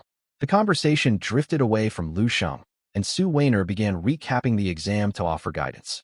Therefore, as long as your divine realm's core remains unharmed, you must create appropriate pressure for your people moving forward. You may introduce suitably dangerous creatures or establish fair reward and punishment systems. We will skip formal lessons today following the exam. Head home now, reflect on the lessons learned from this assessment, and sort out your experiences. Monthly exam results will be released tonight. Keep an eye on the class group and the school notice board. Since this is your first examination after awakening your divine realms, many scores will be relatively low. This is normal. Your primary focus should be your rankings. Dismissed. When Lu Sheng returned home, he was immediately met by his parents' concerned gazes. Son, how did the monthly exam go? Lu Tiansheng and Wang Ning stared at him expectantly. It went fairly well. I might even make the school's top 10. Lu Sheng casually set his school bag aside, picked up an apple from the table, wiped it, and took a bite. Top 10? If you really pull that off, I'll call you dad. Disbelief was plain on Lu Tianqing's face. Wang Ming rolled her eyes too. That would be rather awkward, wouldn't it? Lu Sheng stroked his chin and pretended to look embarrassed. Cheeky boy, don't get carried away just because you got a little praise. Lu Tianqing laughed and pretended to swat him. Lu Sheng twisted aside nimbly and quickly fled into his bedroom. This kid, so disrespectful. He almost certainly won't reach the top 10, but judging by his demeanor, he did do well, didn't he? Of course, my son is never mediocre. Inside his room, Lu Sheng immediately submerged his consciousness into his miniature realm. Record, your subject, Long, the first leader of the Giba tribe and founding lord of Blackstone City, has perished. Record, the Giba tribe holds a prayer ritual for Long. Record, your subject Yuzu has been elected as the second lord of Blackstone City. Only a few hours had passed in the real world, yet more than a month had gone by within the miniature realm since the rift opened and the monster invasion began. Long had sustained grave injuries, shielding Yuzu from an attack by a second-order demon wolf. By the time he received treatment, he was already on his last breath. He clung to life solely to deliver his final words to Yuzu. Yuzu, you are a good boy, ambitious and gifted. But cough, you are still young and lack prudence. When you govern Blackstone City, always heed Uncle Sue's counsel. The future of Blackstone City rests upon your shoulders. After delivering his last wish, the 65-year-old elder drew his final breath, closing his eyes peacefully forever. Beside him, Yuzu wept bitterly. Rest assured, I will lead the Giba tribe toward greater prosperity. From that day onward, Yuzu seemed transformed. He shed his youthful naivety, growing far more mature and steady as he guided the tribe's steady development. Witnessing all of this, Lu Sheng nodded. This was exactly the growth he sought. When heaven intends to place great responsibility upon a person, it first torments their resolve and exhausts their body. Such trials were necessary training for a tribal leader. After patrolling his miniature realm for a while, Lu Sheng withdrew his awareness and opened his smart wristband to begin searching. He had gained much from the practical assessment and identified numerous shortcomings. First were flaws within cultivation methods. Many tribesfolk of the Giba tribe practiced body refinement, and their overall cultivation levels were relatively high. Yet they relied purely on brute strength without proper techniques, unable to unleash their full power. This became glaringly obvious during the assault by night griffins. If they had mastered movement arts, the griffins would not have found openings to slay so many archers. Furthermore, a growing number of tribesfolk had reached the late first-order realm. Martial practitioners fared moderately well. Though bull body refining art had limited effects, it could sustain physical cultivation. For those following immortal cultivation paths, however, progress ground to a halt without matching cultivation manuals. Yuzu had reached the 7th layer of the Qi refining formula and would soon hit the first-order bottleneck. He needed to obtain cultivation techniques capable of supporting advancement to the second-order realm as soon as possible. I can ask Father about this first, Lu Sheng thought. Cultivation manuals and martial arts techniques were exorbitantly expensive. Even the lowest F-grade manuals cost hundreds of thousands of points, while slightly higher-tier works easily ran into tens of millions or hundreds of millions. He could not afford them freely. The second shortfall lay in medical care. The Giba tribe possessed no formal medical corps, and there were barely any trained healers. Injured tribesfolk were treated only with low-grade herbal concoctions crafted by Yaochen, who tended the spirit herb garden. This was an oversight on Lu Sheng's part. Thanks to the effects of entries such as vitality boost, robust health, accelerated metabolism, and toxin immunity, combined with training in the bull body refining art, illness was almost unheard of among the Giba tribe. Minor ailments would heal naturally within a day or two, requiring no intervention at all. This created the illusion that healers were unnecessary for the tribe. Yet such a weakness turned lethal in wartime. Therefore, Lu Sheng resolved to purchase alchemical formulas, preferably including recipes for restoration elixir and body purification elixir, potions for healing, and improving natural aptitude to train his tribesfolk. He planned to adopt the healing systems seen in immortal cultivation worlds. Alongside the formulas, he would also buy corresponding spiritual herbs to cultivate. With the tenfold growth boost granted by the All Things Flourish entry, this approach was extremely cost-effective and yielded rapid results. In addition, the tenfold spiritual energy entry had drastically improved the environment of the miniature realm. Crops grew even faster than the baseline tenfold rate. I will look into alchemical formulas and spirit herbs first. I can bring up cultivation manuals with father once exam results come out. With such rankings, he will hardly refuse my request. After sorting out his plans, Lu Sheng activated the terminal on his wrist and began his search. Tags: alchemy formula, healing, aptitude enhancement, matching spirit herbs. The electronic screen flickered and displayed relevant goods. Ding. E-grade formula, restoration elixir. When consumed, this elixir releases pure medicinal power to stop bleeding, mend wounds, speed recovery, ease pain and fatigue, and restores small amounts of vitality and stamina. Repeated consumption in a short time builds resistance. Ingredients required: restoration grass, blood moon orchid, 100 spirit fruit. Formula price: 1 million faith points. D-grade formula, body purification elixir.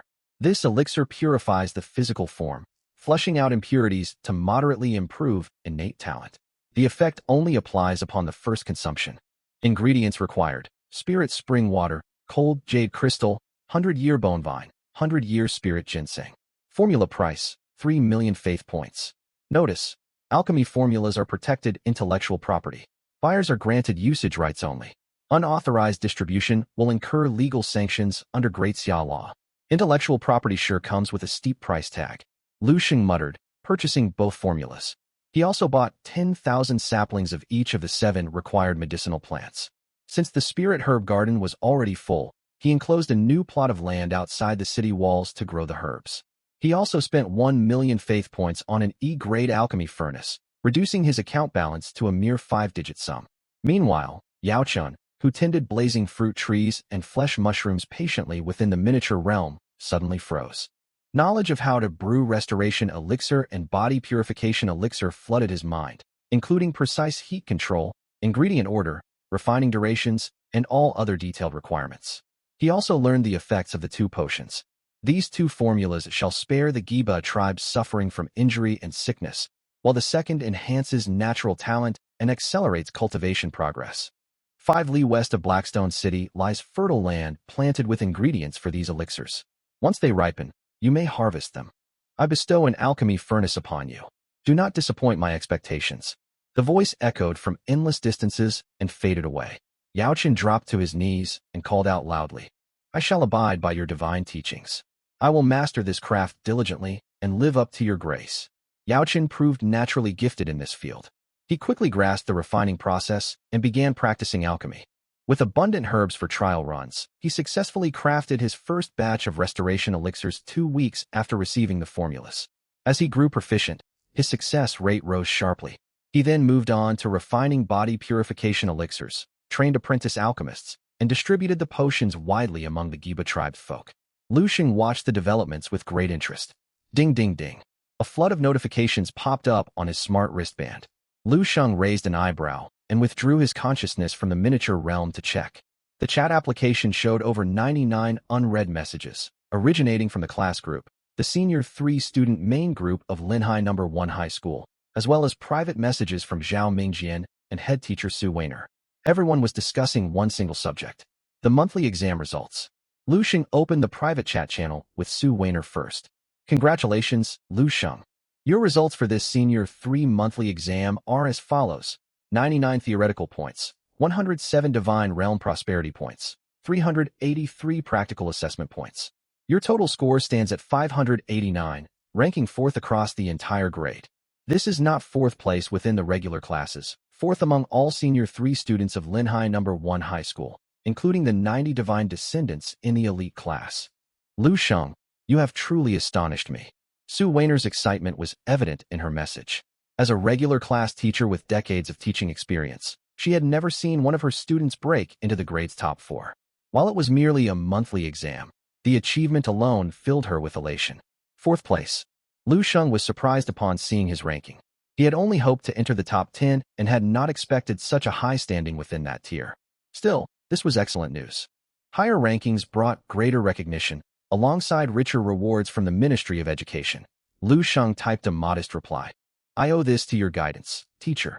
He had barely sent the message when Su Weiner replied instantly. Your performance in this monthly exam was outstanding. Even the chief examiner spoke highly of you, drawing close attention from the school's senior administration.